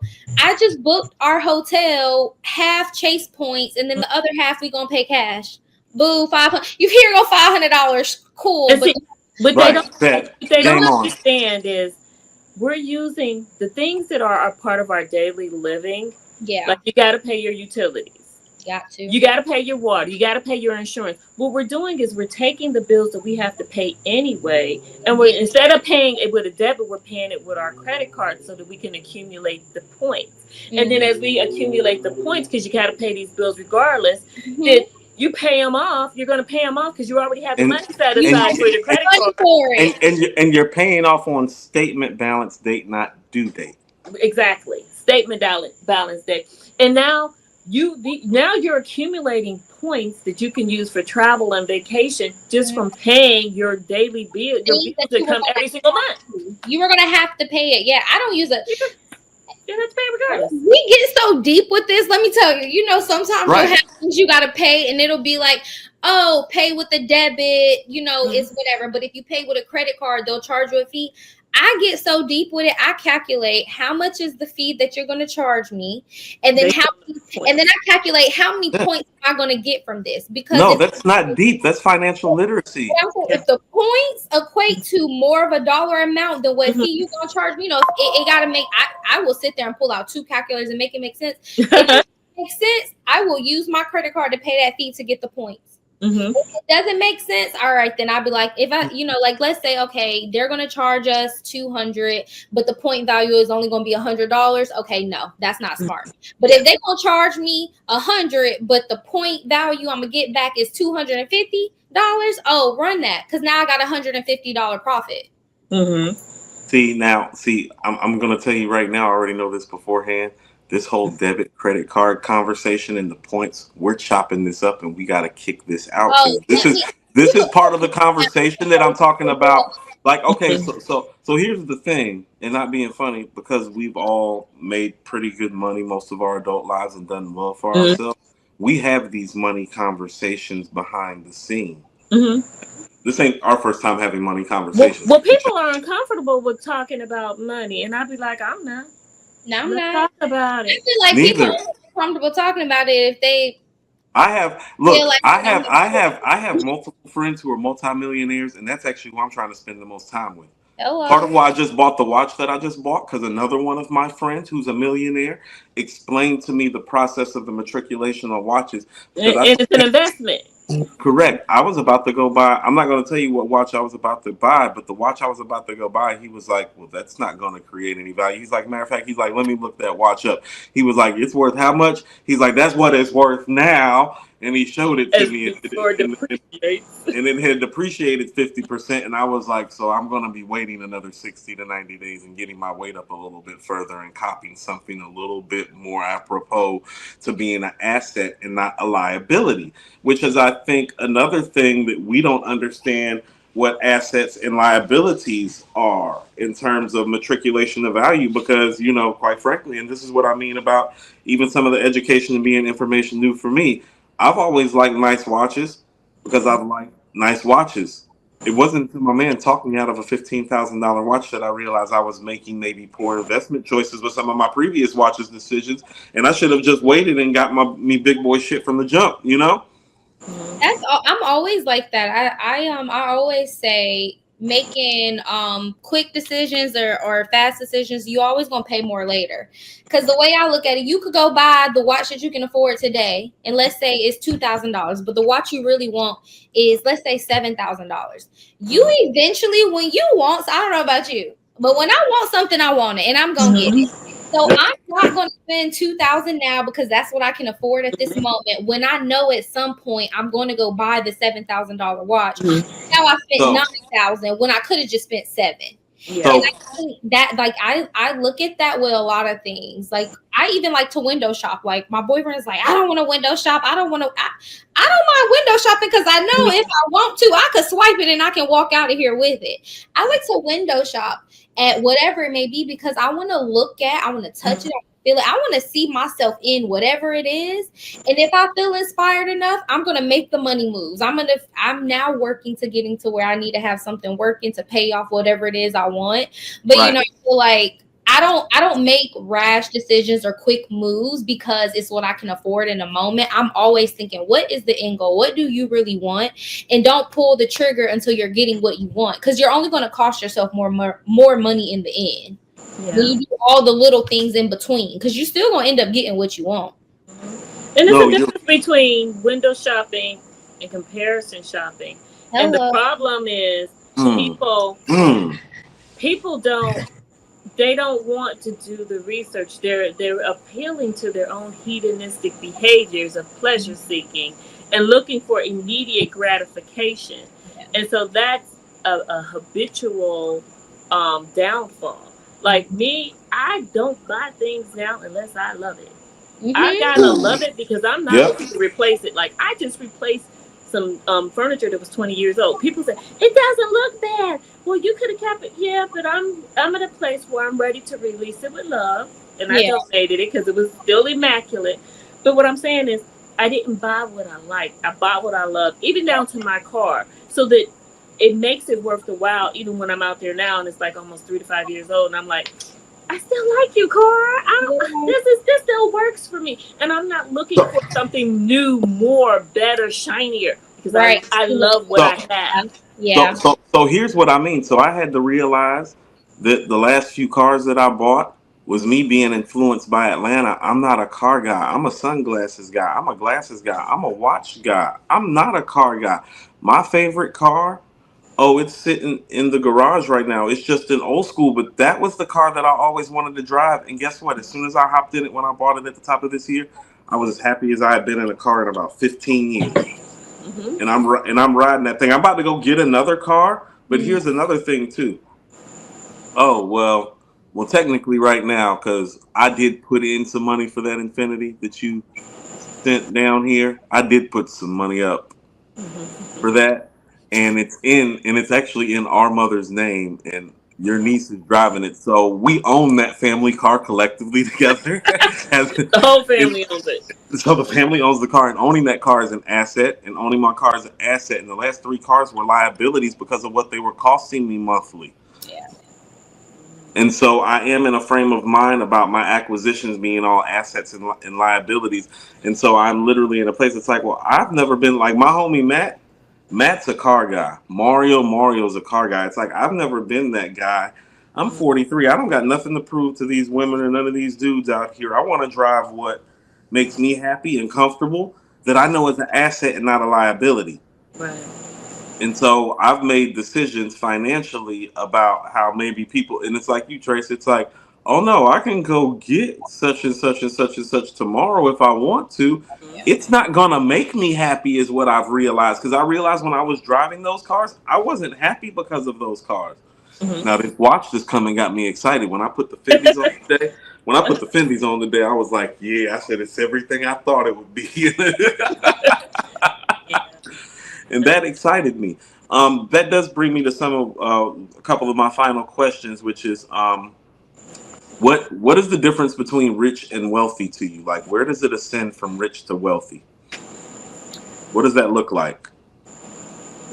Rich, I'm thinking, well, rich is the quantifiable is sometimes the accumulation of things, and wealthy is when my money is working for me and it is multiplying and it's growing and it has exponential growth because I placed it in places that it can grow, be it the real estate, the stock market. I'm buying options. I'm looking at new business ventures, be it healthcare companies or building a team. I got like three new ventures going on, but also the freedom to choose and be able to say yes and no or Oh, no mm, selectively and be comfortable mm, with it mm, and mm, not be inconvenienced Yeah. or uncomfortable, because now you're not operating out of the necessity or I have to. Now you're operating out of the educated component of I know where I'm at, and now I've created options because of the wealth and the path that I'm on. Right. What I just thought about when you said that to me, riches, I can, and I'm going to. Cause like, oh, I got it. I'm gonna just do it. Like rich is like you just got the money, like you have it. Tips. Yeah, Executive you tips. just got it. You're gonna do it. For me, wealthy is I have it. I'll choose if I want to or not. That was literally what I was thinking when you asked the question. I'll choose if I want to or not. Yeah. So I've found that the people who are best with money are always super mindful of how they spend it, even though they have a lot of it.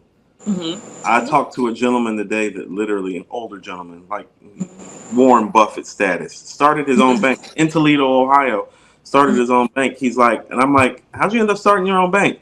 He's like, my dad died. I had to help my mother raise my younger brothers and sisters.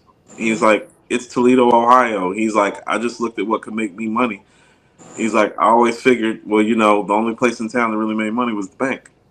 Mm, So he's like, I started working for a bank, and then I started my own, and now he owns his own bank. And I'm thinking to myself, like, that's part of like how legacies and like wealth is built too. It's like it is like a diamond in a rough thing where a lot of it is built out of a moment of pressure, Mm-hmm. where it's like you're gonna rise or you're gonna rise to the occasion or you're gonna fall into the trap. And I Yeah. think what happens is our consumer frame of mind falls into that trap economically when we Yes. acquire it. yeah. And so we're not able to build wealth because of that consumer trap that we fall into, where it's like, oh, well, I gotta have these diamonds and I gotta have this car. Well, the I gotta perception live in of this others becomes neighborhood. the burden. The Yeah. perception of others become the burden. For Yeah. example, I was hanging out with a group, and all of them executives at major corporations like computer companies, software companies, financial firms, VPs, architects, musicians. The one of them, the architect of major monuments, baseball fields, and everything. And the one guy, he's probably wealthier than all of us. He was driving a little bit, little bitty car. He's like, I like the way I can park it. And Yeah. and then me, even though I was hanging out with them, I was driving my bucket because it was paid for and I didn't want the bill. And no one ever once said like, why is she hanging out with us because she doesn't have it.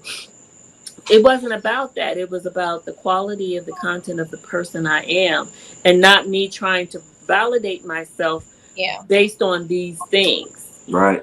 But it was the quality of the content of the person that have identified your true net worth, Yeah. not the vehicle or those other trinkets.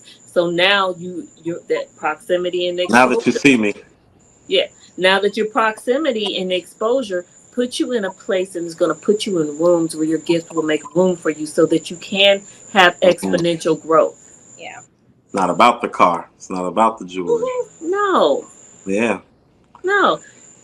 So I do want to, since and we've spent a lot of time talking about like generational wealth, and this is a great conversation that we're having, and very important. I think there have been some very important key touch points and things that we've touched on.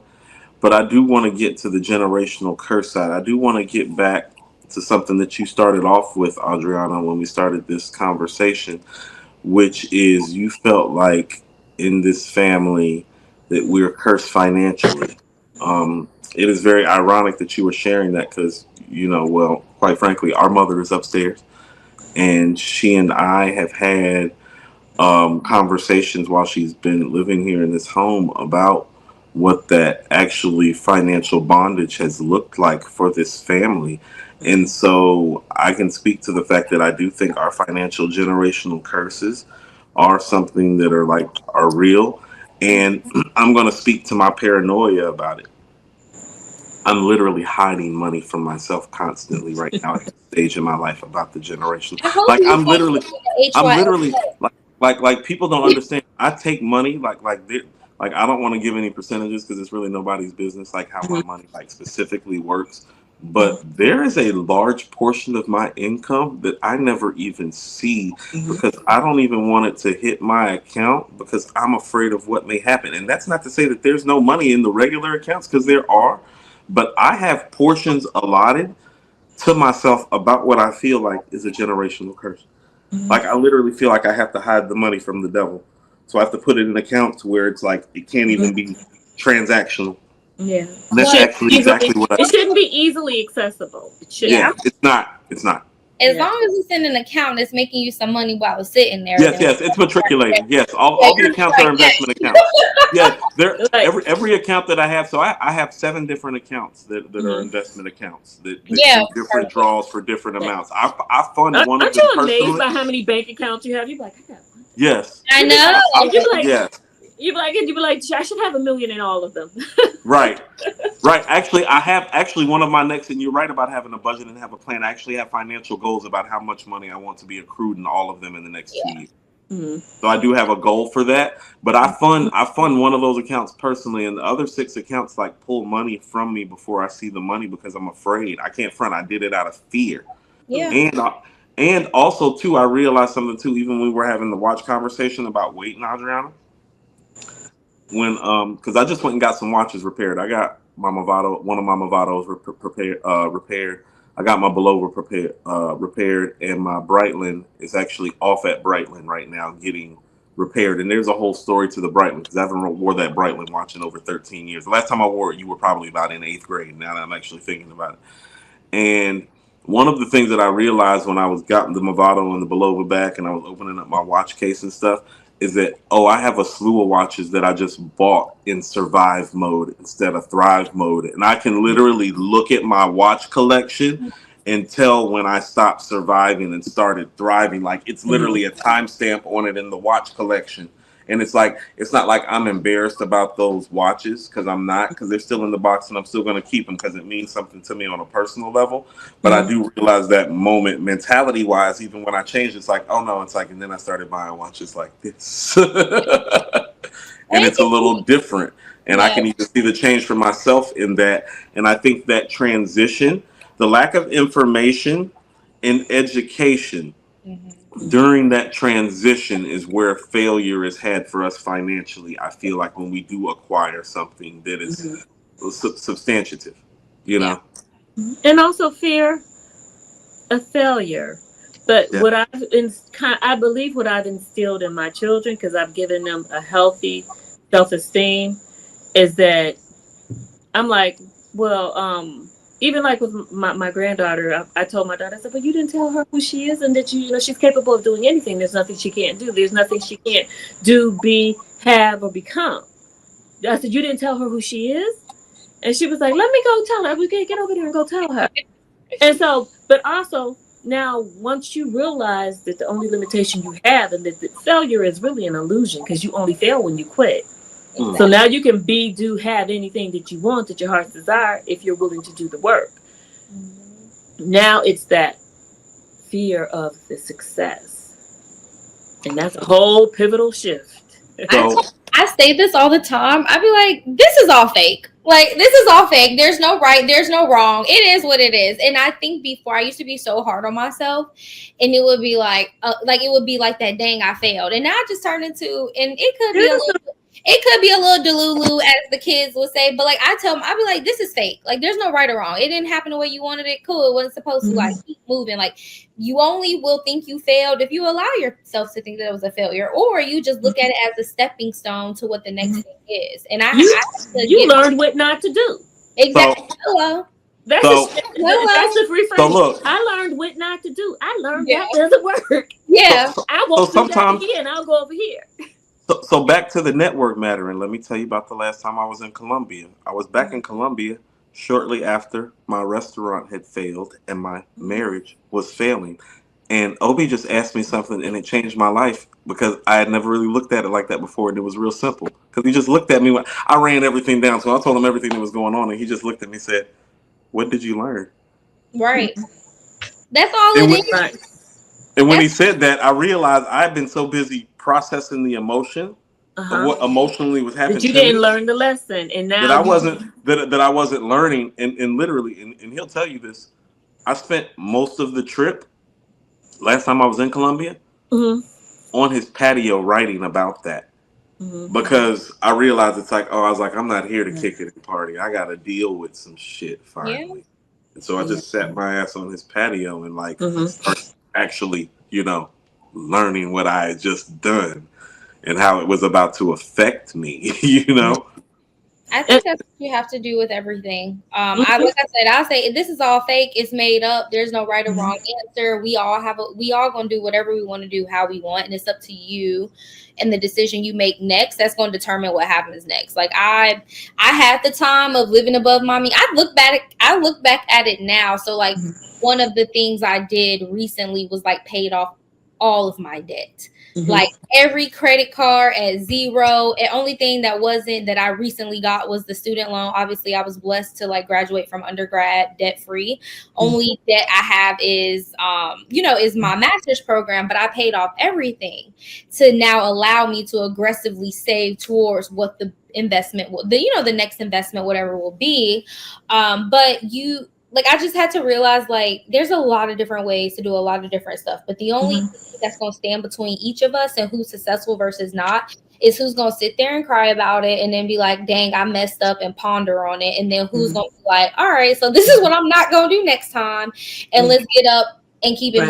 moving. You learn it with every little thing. Like I think about even like with buying this house, they were like, oh, all new appliances. And then like 6 months into having a house, everything started breaking down. I had to buy a new microwave.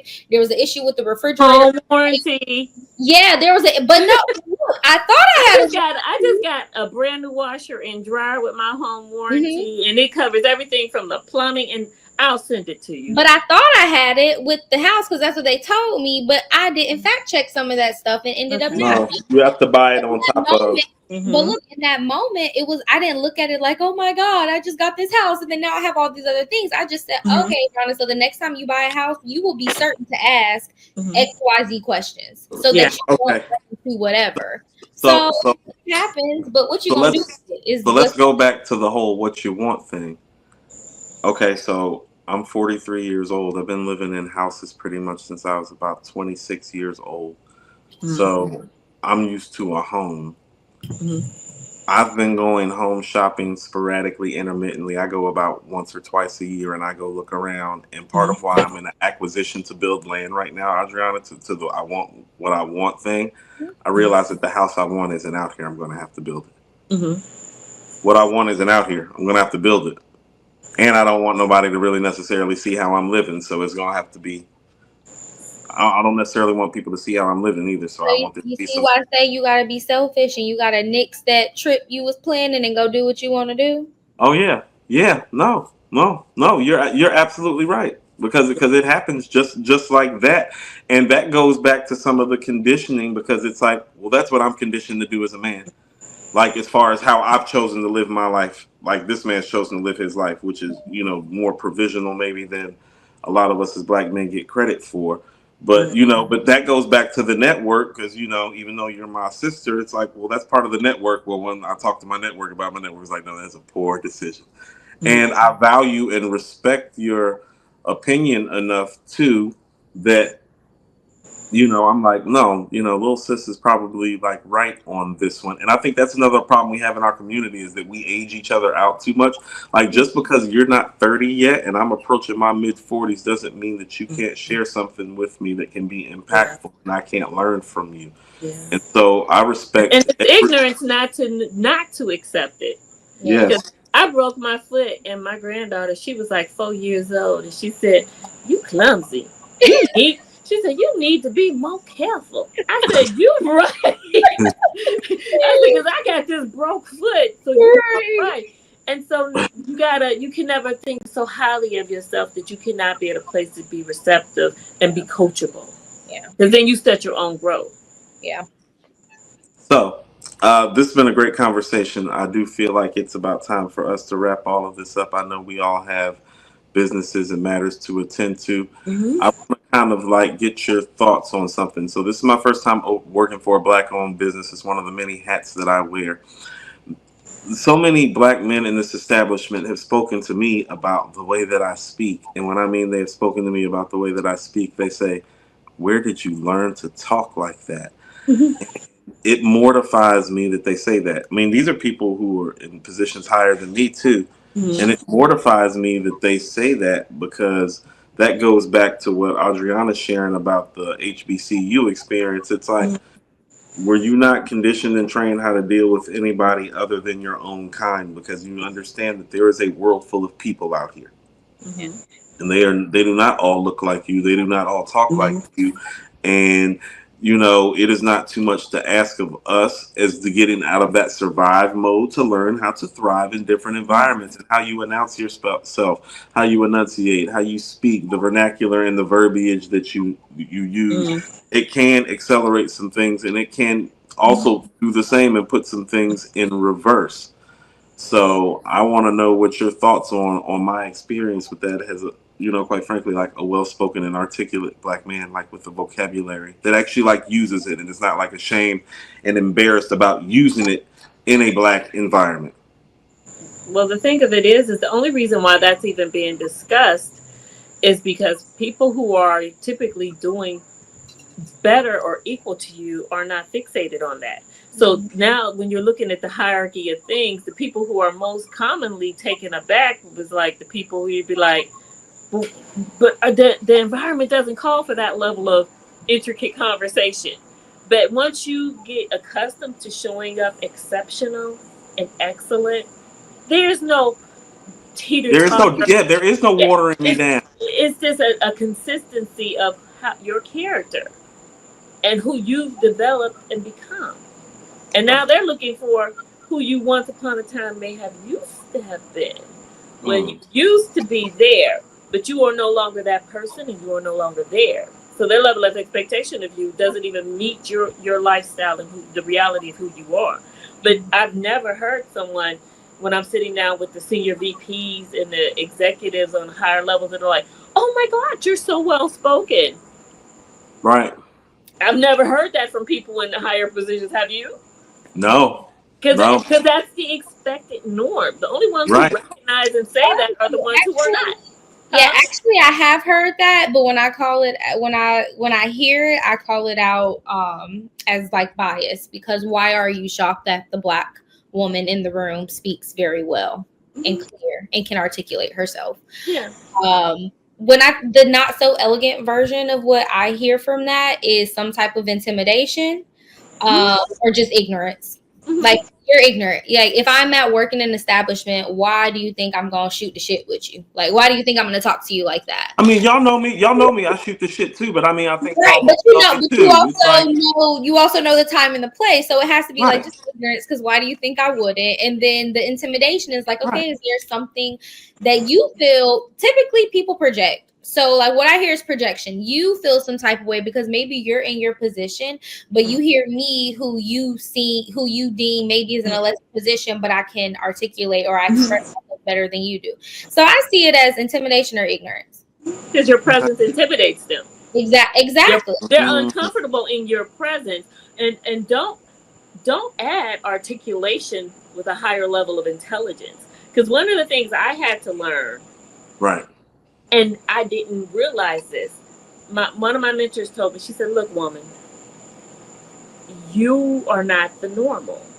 The people you are around are not the normal.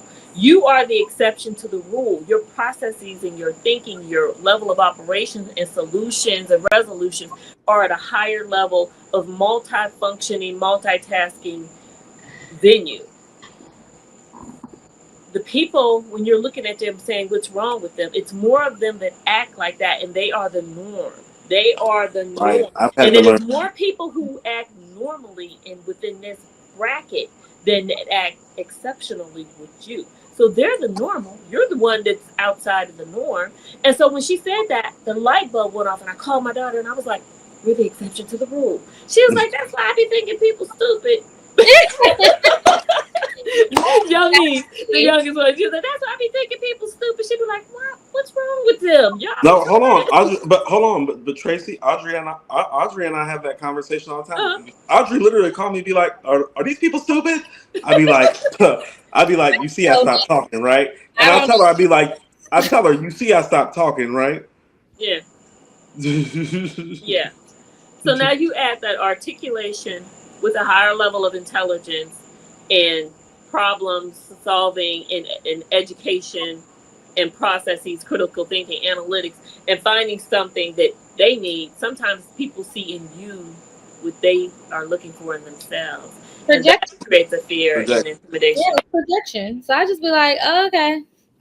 Yeah. Okay, here's the last question, and then we really can get out of here.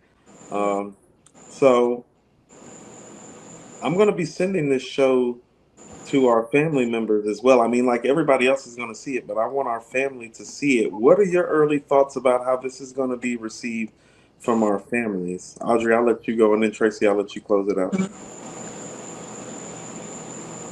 I mean, I spoke understanding it would be posted. I mean, I think perception might be probably a little bit of like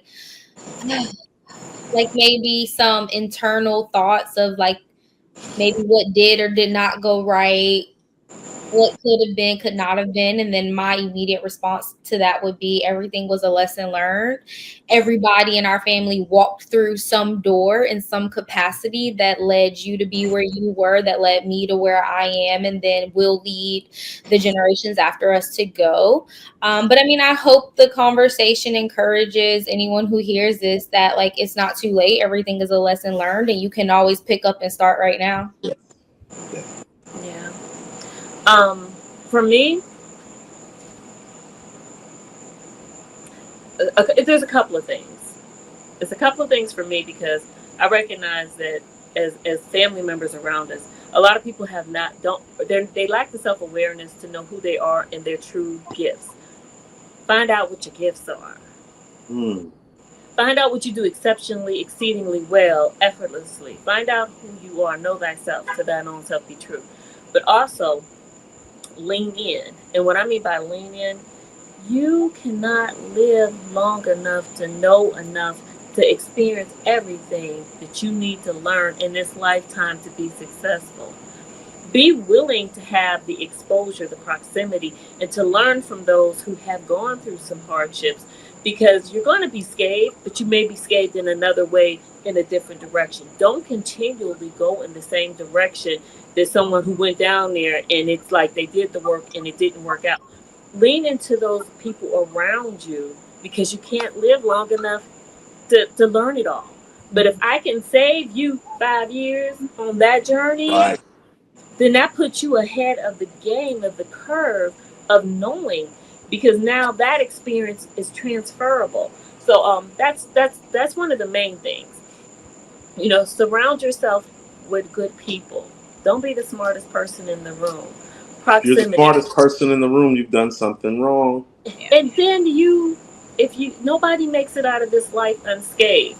But life also has cyclical patterns. Like I know my cyclical patterns of between June and October. That's my money period. Whereas then I'm either going to come upon a new opportunity or a new career venture. Know who you are in your life cycles and patterns because it duplicates and it shows up, and that lets you know when to act. Um, and be willing to learn, but also pause and say, from where I am right now and where I've come, what did I learn? What did I needed to know? I needed to grow. What have I learned? Because if you don't learn the lesson, you'll repeat the mistake. And some of these mistakes are so heartbreaking that they could break your soul to the core. But pause long enough to learn the lesson, because who wants to repeat that lesson from the very beginning? Yeah. Some people were like, I just want to get through it. My prayer was, Lord, leave me here long enough that I can learn it so I don't have to deplete it, repeat it, because let me get this. What is it that you want me to learn here in this season that I need? What are you preparing me for? So sometimes you have to stay in the Egypt a little bit while longer because you need to get this. It's something that you haven't gotten. But when you get it, then you're going to be moving into the blessings of the land of milk and honey. And what do I think they'll think about it? They'll be like, she talk a lot, but she know a lot, and it's pure good energy. Okay. I love that. I want to thank you both for taking the time to do my first solo show with me. This has been something that's really been long in the making for me and super important for me. You all know me as well as anybody does, and so you all know this. I'm known in this space for music and hip hop. Nobody who knows me ever talks to me about music that knows me personally. Y'all don't have any music conversations with me at all. These are more how the conversations Hmm. in my actual real life occur. And so when people are like, "What is the show going to be about?" I'm like, "My real life." Like the things that are actually going on. It's like, because I think there's some perception of me that I'm just like this hip hop junkie addict guy that just listens to rap nonstop and critiques the music. And it's like, dude, I was like, I do that for y'all. Like, this is what we really out here doing. And so, thank you for taking part in all of this. Um, I'm gonna get you all edits and stuff soon, and the goal is that, well, ain't no goal. This show is gonna be debuting this Tuesday, and I'm excited. I can't wait to give this to everybody. And I think we have a lot of pieces that need to be chopped up and dispersed through all social media, factions, families, and just community as general. This is a wonderful dialogue. It's everything that I prayed it would be. Thank you so much. I love you both very much. Thank you. Thank you. We love you. Yeah. Yeah, awesome. Have a great evening, everybody. Good night. Yeah. Ladies, Night. have a wonderful evening. Thank you.